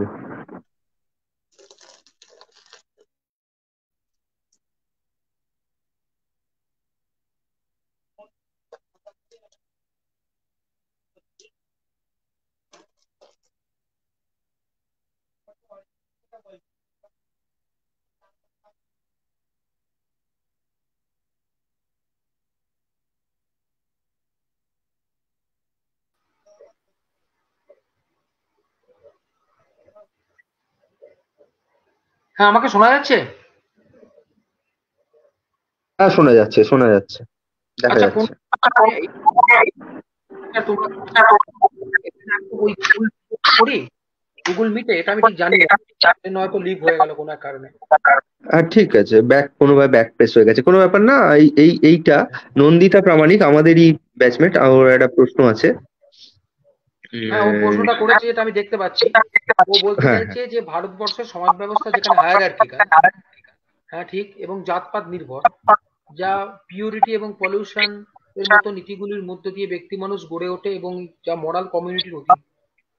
এছাড়াও ভারতের লোক সমাজ ভিত্তিক সম্পর্কগুলি নাগরিক সমাজের তুলনায় বেশি শক্তিশালী। সেই ক্ষেত্রে ভারতের নাগরিক সমাজের রেলিভেন্স কতটা থাকছে সেই বিষয়ে আপনার মতামত কি বলেন? হ্যাঁ, ও আরেকটু ব্যাখ্যা করলে ভালো হতো। ভারতবর্ষের পরিপ্রেক্ষিতে জাতপাত তো একটা বড় ইস্যু, ঠিক আছে। নন্দিতার পরিপ্রেক্ষিতে আমি বলতে পারি যে ভারতবর্ষে আমি যে কথাটা, তোমরা সবাই শুনতে পাচ্ছ তো? হ্যাঁ স্যার শোনা যাচ্ছে। হ্যাঁ, লাস্টে আমি একটা প্রশ্ন করব তোমাদের, হ্যাঁ সবাই। বেশ। ওকে, সেটা হচ্ছে, দেখো নন্দিতা, আমি যেটুকু পড়াশোনা করেছি সিভিল সোসাইটি সম্পর্কে, খুব বিস্তারিত হয়তো করিনি, বা 4-5টা বই যা পড়েছি বা যেটুকু জেনেছি, তাতে কিন্তু কিছু কিছু আন্দোলন কিন্তু খুব ইস্যু ভিত্তিক, স্পেসিফিক ইস্যু ভিত্তিক। মানে ধরা যাক কোন একটা tribal movement, purely tribal movement, সেই ট্রাইবাল মুভমেন্টটা ভারতবর্ষের ট্রাইবাল মুভমেন্ট, স্বাধীনতার পরের ট্রাইবাল মুভমেন্ট, হয়তো তারা কোনো রিজার্ভেশন চাইছে বা কোনো সুযোগ সুবিধা চাইছে রাষ্ট্রের কাছ থেকে। সেই আন্দোলনটায় সিভিল সোসাইটির যোগদান কতটা, সেটা কিন্তু আন্ডার কোয়েশ্চেন মার্ক। বা যদি বলতে চাও যে ভারতবর্ষের স্বাধীনতার পরে অনেক পরিবেশ আন্দোলন বা অনেক নারীবাদী আন্দোলন, সে আন্দোলনগুলো কিন্তু ইস্যু ভিত্তিক হওয়ার পরেও কিছু কিছু আন্দোলনে কিন্তু, এগুলো আমি সবটাই কিন্তু রিলেটিভ, পৃথিবীর কোনো জিনিসটা কিন্তু তুমি বলতে পারো না যে কনস্ট্যান্ট। এভরিথিং ইজ, আমি মনে করি, রিলেটিভ। একটা ফ্যান ঘুরছে, চারটে ব্লেডকে আমরা দেখতে পাচ্ছি না, অথচ সে যখন দাঁড়িয়েছিল তার চারটে বা তিনটে ব্লেডকে আমরা দেখতে পাচ্ছি। তাহলে একই জিনিস, একই বস্তু, কিন্তু সে কোথায় চলে যাচ্ছে আমরা বুঝতে পারছি না। তাহলে প্রতিটা মুভমেন্টকে ক্যাটাগরাইজড করে একটা কনক্লুশন আনা খুব ডিফিকাল্ট। সাপোজ নর্মদা বাঁচাও আন্দোলন, নিও সোশ্যাল মুভমেন্ট, সিভিল সোসাইটি যোগদান কি ছিল না? অবশ্যই ছিল। মেধা পাটেকার কি কোনো রাজনৈতিক দলের কর্মী? হতে পারে, তার কোনো রাজনৈতিক দলের প্রতি ফ্যাসিনেশন থাকতেও পারে, কিন্তু ব্যাপক জনগণকে কিন্তু প্রভাবিত করতে সক্ষম হয়েছিল। চিপকো মুভমেন্ট, রামচন্দ্র গুহের লেখাপত্র যদি তোমরা পড়ো, পরিবেশ আন্দোলন সংক্রান্ত রামচন্দ্র গুহের লেখাপত্র যদি তোমরা পড়ো, এই ধরনের অনেক আন্দোলন আছে যে আন্দোলনগুলো ভারতবর্ষের সমাজ ব্যবস্থা জাতপাত নির্ভর আমি মানি, কিন্তু জাতের কনসেপ্টটা তো সারা জীবন একরকম ভাবে থাকবে না। আস্তে আস্তে নিয়ম তো এটা যে জাতের ভিতটা দুর্বল হতে থাকবে, আস্তে আস্তে আস্তে আস্তে আস্তে আস্তে সমাজ যত শ্রেণীভিত্তিক হবে তত জাতের ভিত্তি দুর্বল হবে। হায়ারার্কিক্যাল আছে মানেই যে ভারতবর্ষের সমাজ ব্যবস্থা সারা জীবন হায়ারার্কিক্যাল থাকবে এরকম কোনো কথা নয়। তাহলে সংবিধানে রিজার্ভেশনটা পার্মানেন্ট স্থান পেয়ে যেত। সংবিধানে রিজার্ভেশনটা কিন্তু পার্মানেন্ট স্থান পায়নি। এরকম বলা হয়েছে যে তাদের অবস্থার যদি উন্নয়ন হয় তবে রিজার্ভেশন সংবিধান থেকে তুলে দেওয়া হবে। যদিও বিভিন্ন রাজনৈতিক ইস্যু এখানে আছে, সেগুলো নিয়ে আমি আলোচনা করতে চাই না, সেগুলো তোমরা অনেক বড় হয়েছো, তোমরা সেগুলো বোঝো। কিন্তু আমি এটুকু বলতে চাই যে ভারতবর্ষের বিভিন্ন যে মুভমেন্টস গুলো স্বাধীনতার পরে হয়েছে, অলদো দে আর নিও সোশ্যাল মুভমেন্টস, সেখানে অনেক আন্দোলনে সিভিল সোসাইটির একটা সক্রিয় যোগদান, স্বতঃস্ফূর্ত যোগদান আমরা দেখতে পারি। আবির্ভাবের কথার লাইন টেনে আমি বলি, আবার কিছু কিছু ইস্যুতে আমরা দেখতে পারি যে সেখানে কিন্তু সিভিল সোসাইটি নীরব। তার পেছনে অনেক কারণ থাকতে পারে। সেখানে তার পেছনে একটা কারণ থাকতে পারে ফিয়ার সাইকোসিস, তার পেছনে একটা কারণ থাকতে পারে মানুষের দৈনন্দিন জীবনের সঙ্গে সেটা জড়িত নয়, তার পেছনে একটা কারণ থাকতে পারে আমার সামাজিক অবস্থান কোনোভাবে লঙ্ঘিত না হয়। গান্ধীজি এত সফল কেন? ভারতবর্ষের কলোনিয়াল পিরিয়ডে অনেক লিডার ছিল, কিন্তু গান্ধীজিকে আমরা মাস লিডার বলতাম। কেন বলতাম বলো তো? কারণ গান্ধীজি পরিচালিত যে আন্দোলনগুলো সেগুলোয় মানুষ যোগদান করে সেফ ফিল করতো নিজেকে। কেন সেফ ফিল করতো? কারণ সেগুলো হচ্ছে সমস্তটাই হচ্ছে নন ভায়োলেন্ট ওয়েতে। নন ভায়োলেন্ট ওয়েতে তুমি যদি ভায়োলেন্ট কোনো মুভমেন্টে যাও, তুমি কিন্তু তোমার সোশ্যাল স্ট্যাটাসে তোমার আঘাত পড়বে, তোমাকে জেলে যেতে হতে পারে, তোমাকে অ্যারেস্ট হতে পারো। কিন্তু তুমি একটা নন ভায়োলেন্ট মুভমেন্ট করছো, সেই মুভমেন্টটা কিন্তু তোমাকে সেভাবে বিব্রত নাও করতে পারে। সেই জন্য গান্ধীজি হচ্ছে সেই নেতা যে ভারতবর্ষের সমস্ত মানুষকে একত্রিত করতে পেরেছিলেন। সেখানে তাহলে কি সেই সময় জাতপাত ভিত্তিক ব্যবস্থা ছিল না? গান্ধীজি যখন গণ আন্দোলন করছেন, mass movement, as a leader of mass movement, তাহলে ভারতবর্ষে গান্ধীজির সময় কি জাতপাত ভিত্তিক ব্যবস্থা ছিল না? আর বেশি ছিল। ভারতবর্ষের সেই সমাজ ব্যবস্থা কি হায়ারার্কিক্যাল ছিল না? ছিল। কিন্তু তারপরেও তুমি গান্ধীর আন্দোলনে দেখো, সেখানে বুর্জুয়ারা ছিল, সেখানে গরিব মানুষ ছিল, সেখানে নারীরা একটা ব্যাপক অংশ নিয়েছিল গান্ধীজির আন্দোলনে। পাশাপাশি তুমি দেখো গান্ধীজির আন্দোলনে মধ্যবিত্ত শ্রেণী, আমরা যাদেরকে বলি সব থেকে উদাসীন শ্রেণী, সে মধ্যবিত্ত শ্রেণী যে শুধুমাত্র নিজেদের রুটি রুজি এবং বেঁচে থাকাটাকে এই জীবনের প্রধান আবির্ভাব, যেটা বললো প্রধান ইস্যু বলে মনে করে, তারাও কিন্তু গান্ধীজির আন্দোলনে যোগদান করেছিল। কিন্তু হিন্দুস্তান সোশ্যালিস্ট রিপাবলিকান অ্যাসোসিয়েশন তারা প্রাণ দিয়ে দিচ্ছে, ভগৎ সিং, সুখদেব, রাজগুরু প্রাণটাই দিয়ে দিল। কিন্তু একবার হিসাব করে দেখবে তো, হিন্দুস্তান সোশ্যালিস্ট রিপাবলিকান অ্যাসোসিয়েশনের খুব পিক আওয়ার্সেও সদস্য কি 10,000 ছিল? ছিল না। কারণ মানুষ ভয় পেত। অনেক কারণ আছে, মানুষের দৈনন্দিন জীবনকে প্রভাবিত করতো না। হ্যাঁ, ব্রিটিশ গভর্নমেন্ট আছে তো আছে, তাতে কি হয়েছে? আমি তো চাকরি বাকরি করছি, আমার তো মাইনে টাইনে হচ্ছে, আমি তো সেটেলসি কি হবে না, সেই ইউক্রেন ওয়ার হচ্ছে তো হচ্ছে, কি হচ্ছে? আদিবাসীদের আন্দোলন হচ্ছে তো হচ্ছে। আদিবাসী তো আমি নই, আমি তো সেই শ্রেণীর মধ্যে পড়ি না, তাদের ইস্যুতে তো আমার কথা বলা উচিত নয়। সমাজ হায়ারার্কিক্যাল হলেও সেই আন্দোলনে মানুষের স্বতঃস্ফূর্ত যোগদান যে থাকছে না এমনটা নয়, থাকছে। আবার কিছু কিছু ক্ষেত্রে যেখানে থাকছে না সেখানে পরস্পর সম্পর্কিত অনেক বিষয় কার্যকরী ভূমিকা পালন করছে বলে মনে হয়েছে আমার। আমার অবজারভেশনটা ঠিক না ভুল সেটা তোমরা বিচার করবে, কারণ এখানে অডিয়েন্স যথেষ্ট সিনসিয়ার অডিয়েন্স বলেই আমি মনে করি। স্যার একটা কথা বলছি, সেটা হচ্ছে এই সোশ্যাল মুভমেন্ট নিয়ে কাজ করতে গিয়ে দেখেছি, যখন আমাদের মানে আমার 6 মাস সময় প্রথম 3 মাস আমি মোটামুটি ভাবে যখন হার্ডকোর পলিটিক্যাল সায়েন্টিস্টদের লেখাপত্র পড়লাম, এবং তারপরে যখন ঘনশ্যাম শাহ পড়লাম, তখন এই ডিস্টিংগুইশটা তফাৎ হলো যে একদিকে এই Ghanshyam Shah old school sociology দিয়ে বলতেন যে সমস্ত মুভমেন্ট গুলো কিভাবে সোশিওলজিক্যাল সোশ্যাল মুভমেন্ট, আবার ধরুন আফতার গুন্ডা ফ্র্যাঙ্ক বা এরা কিভাবে দেখাচ্ছেন যে একদম পলিটিক্যাল পার্টিসিপেশন দিয়ে কিভাবে একটা সোশ্যাল মুভমেন্ট সাকসিড করছে। যখন আপনি নর্মদা পাচারের কথা বললেন, আমার তখন মনে হলো যে আসলে পলিটিক্যাল পার্টি কিভাবে সেটাকে ক্যাপচার করবে বা হাইজ্যাক করবে, ওটাতেই তার মধ্যেই তার success আছে। ফলে দুটো এই ডিলেমাটা আছে, ডিলেমাটা অবশ্যই নিয়েই অবশ্যই, কারণ সোশ্যাল আমরা মুভমেন্ট। পরের প্রশ্নে যেতে পারি। হ্যাঁ বলুন স্যার। না ঠিকই বলেছো তুমি, তোমার ঠিক আছে অবজারভেশন। এই দীপঙ্কর পরের প্রশ্নটা দেখ।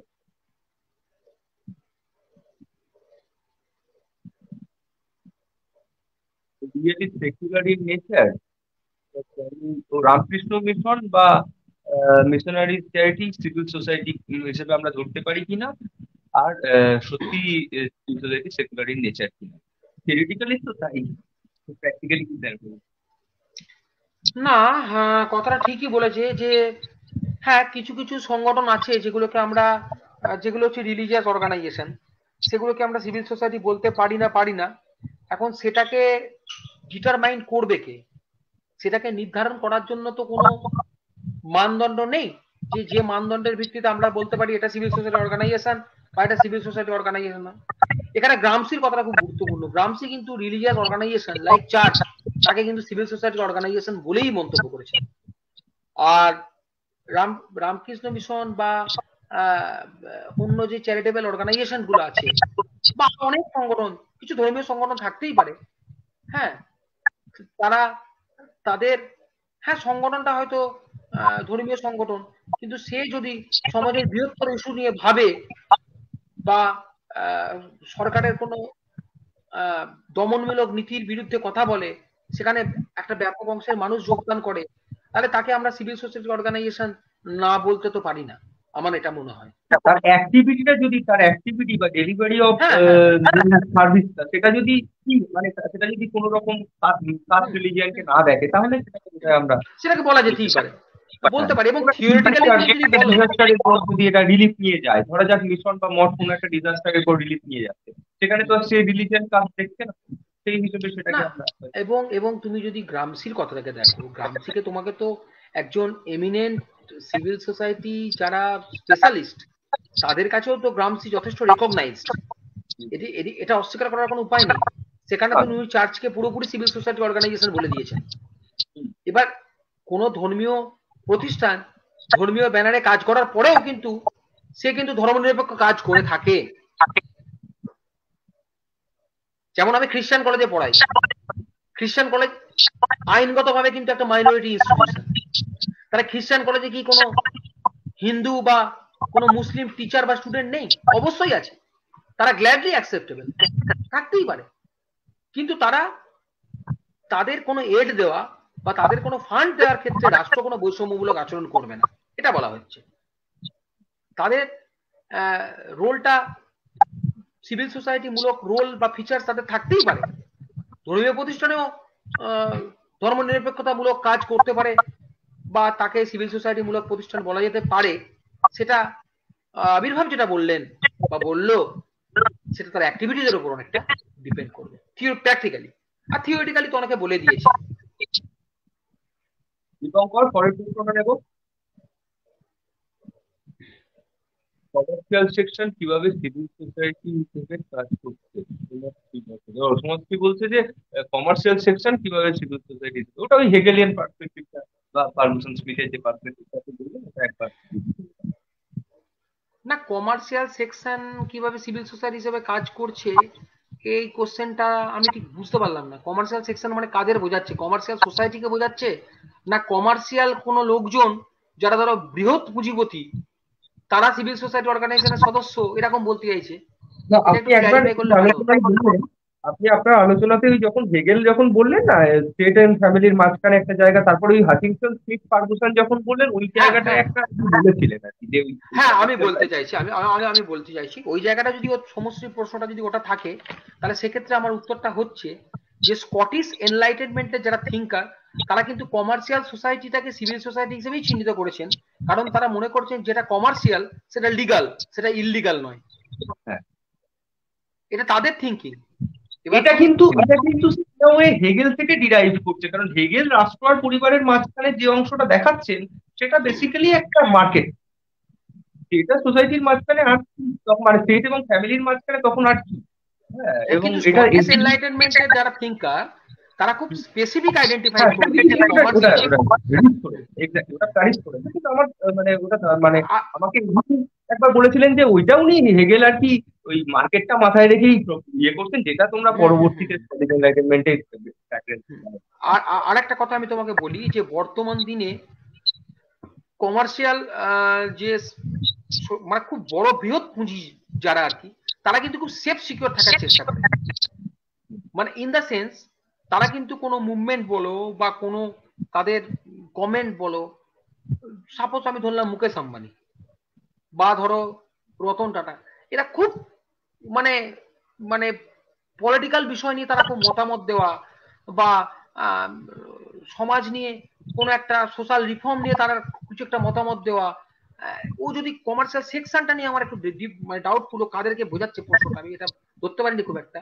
থিওরিটিক্যালি বললে তুমি বলতে পারো যেটা স্কটিশরা বলেছে বা তুমি যেটা বললে, আর বর্তমান দিনের পরিপ্রেক্ষিতে যদি বলা যায় তাহলে সেটা কিন্তু মানে ওই রিলেটিভ, মানে সেটা ডিপেন্ডস করে সেটা তাদের রোলটা কি হবে না হবে।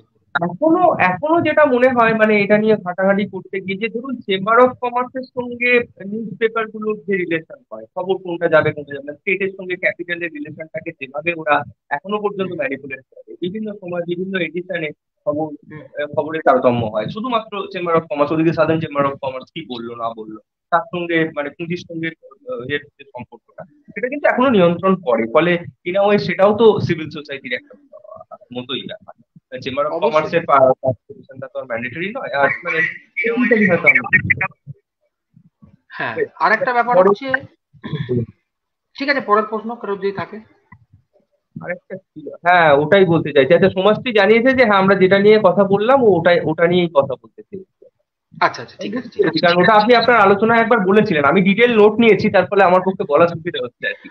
দেখো আমি তোমাকে একটা বিষয় বলতে চাই, দেখো এটা নিয়ে বিস্তারিত আলোচনা করা যেতে পারে, হ্যাঁ কিন্তু আমাকে একটা টাইমেরও তো একটা ফ্যাক্টর আছে, মানে মোটামুটি আপনি সব জায়গাগুলো টাচ করে গেছেন, আপনি সমস্ত আমি টাচ করে গেছি আজকে। দীপঙ্কর, আর কি আমাদের কোনো প্রশ্ন আছে? না না আর নেই, তবে স্যারকে অসংখ্য ধন্যবাদ আমাদের মধ্যে এসেছেন। উনি যেভাবে বোঝালেন খুবই সুন্দরভাবে, অনেকটা বাস্তব সম্মত ভাবে উদাহরণ দিয়ে বোঝালেন, সেটা খুবই ভালো লাগলো। স্যারকে আবার আগামীতে যদি পাই সেই আশা করব। হ্যাঁ আমি তোমাদের সকলকে মানে আমি আমার থেকে ধন্যবাদ জ্ঞাপন করছি, অভিনন্দন। তোমরা এগিয়ে চলো, জীবনে সাফল্য অর্জন করো। আর এই ধরনের যে কাজগুলো করছো এটাও তো একটা সিভিল সোসাইটি মূলক কাজই হচ্ছে, সিভিল সোসাইটি অর্গানাইজেশনই বলা চলে একে, কারণ এখানেও যে ফিচার্স গুলো আছে সেগুলো সবই তোমাদের মধ্যেও এই সংগঠনের মধ্যেও থাকছে, এবং এর মাধ্যমে কিছুজন যদি উপকৃত হয় বা সেটা তার সত্যিই তারা লাভবান হবে বলে আমি মনে করি। তোমরা সবাই ভালো থেকো, আর আমার বক্তব্য কেমন লেগেছে সেটা যদি মানে খুব সংক্ষেপে অবশ্যই স্যার, খুব ভালো লেগেছে। থ্যাংক ইউ, আপনাকে অসংখ্য ধন্যবাদ স্যার আমাদের ডাকে সাড়া দেওয়ার জন্য। আগামী দিনে যেন আবার থাকেন, আপনি যদি আসেন খুব ভালো হয়। আমি যতটা পেরেছি মানে বিষয়টার মধ্যে আমি একটু রাজনৈতিক বিষয়গুলো আরো হয়তো অনেক কিছু বলা যেত যেগুলো ধরো পোস্ট ইন্ডিপেন্ডেন্স পিরিয়ডে, কিন্তু আমরা সবসময় মূলত বলতে পারো যারা আমরা রিসার্চের ক্ষেত্রেও যেটা আমরা কাজ করি, যে আমরা একটা নিরপেক্ষ রোল প্লে করে আমরা একটু বিষয়গুলো নিয়ে চিন্তা ভাবনা করার চেষ্টা করি। এখানে হয়তো কিন্তু কিছু কিছু কমেন্ট, যেহেতু আমরা as a student of political science, সেহেতু আমাদের কিন্তু কিছু কিছু কমেন্ট, কিছু কিছু মতামত সেখানে চলেই আসে। হ্যাঁ, সেটা সমাজের হ্যাঁ জন্য ভালো হতে পারে, খারাপ হতে পারে, বা সেটা আমাদের জানা উচিত এবং সেটা নিয়ে চর্চা করা উচিত। ওভারঅল যদি আমি বলি, তো আমার খুব ভালো লাগলো এখানে এসে আমি বলতে পেরেছি আমার যে অল্প জ্ঞান, যেটুকু আমি পড়েছি, যেটুকু জেনেছি, সেটা আমি তোমাদের সামনে শেয়ার করলাম। স্যার। আরো অনেক কিছু বলা যেত, হ্যাঁ, কিন্তু খুব সংক্ষেপে আমি বলেছি। তোমরা সবাই ভালো থেকো, আর কিছু বলার থাকলে বলো। এবার আমাকে যদি পারমিশন দাও তবেই আমি লিভ করবো। আর কেউ প্রশ্ন আছে? অর্ক? আচ্ছা, আমরা একবার লাস্ট কমেন্ট বক্সটা দেখে নিই কি বলছে, কে কি বলেছে। হ্যাঁ হ্যাঁ হ্যাঁ। এখানে সমাজশ্রী লিখেছে যে হ্যাঁ স্কটিশরা কি বলছে ওটাই বলতে চেয়েছিলাম। সৌরভ মিশ্র, নন্দিতা প্রামাণিক, সমাজশ্রী ভট্টাচার্য থ্যাংক ইউ জানিয়েছে। তনু লিখেছে স্যার আমার প্রণাম নেবেন, অনেকদিন পর আপনার স্পিচ শুনলাম, খুব ভালো লাগলো। এই আমরা স্যারের পেলাম। লেকচার অনেকদিন পর আমি শুনলাম, খুব ভালো লাগলো sir. Gautam thank chat you, বক্সে থ্যাংক ইউ। জানিয়েছে থ্যাংক ইউ, খুব ভালো হয়েছে স্যার, গুড নাইট। আচ্ছা, গৌতম আমাদের জানিয়েছে, গৌতম শাহ আমাদেরই স্কলার, এখন complete হয়ে গেছে। আর আমাদের ব্যাচমেট।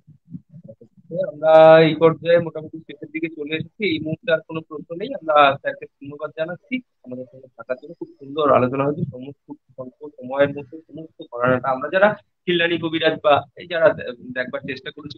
স্যার কি ওটা রিথিঙ্কিং ডেমোক্রেসির কথা বলছিলেন, কোঠারির যে পরের বইটা? না না, আমার মনে পড়েছে, ওটা তোমার হচ্ছে state against democracy. State against democracy। মানে অদ্ভুত, মানে দেখো যে একই ব্যক্তি মানে বই লিখছেন একবার the success of India's democracy, নিয়ে তারপরে এমার্জেন্সির পরে তার মুখটা লিখছেন স্টেট এগেন্স্ট ডেমোক্রেসি। বুঝতে পেরেছো তো? আবার ডেমোক্রেসি যেমন রিস্টোরের ক্ষেত্রে সিভিল সোসাইটির রোল, এগুলো আমি আলোচনা করেছি অল্প বিস্তর। ঠিক আছে। আপনি এই চেঞ্জটা রুডolf মধ্যেও তো আছে, একটা সময়ের পরে হুম রুডolf হুম হুম, অবশ্যই ভারত নিয়ে যারা গবেষণা করেছে রুডolf অবশ্যই। ঠিক আছে, thank you sir, good night. Thank you, thank you. এই পর্যায়ে অনুষ্ঠান শেষ করছি। ধন্যবাদ স্যার। নোটিফিকেশন পেতে আপনারা আমাদের সঙ্গে খুব ভালো লাগলো। পরবর্তীতে আবার আলোচনা হবে, আরো এমিনেন্ট স্কলাররা আসবেন, নিশ্চয়ই স্যারকেও আমরা আবার পাবো ভবিষ্যতে। আপনারা ঠিক আছে। স্যার রিলিভ করতে পারেন। ঠিক আছে।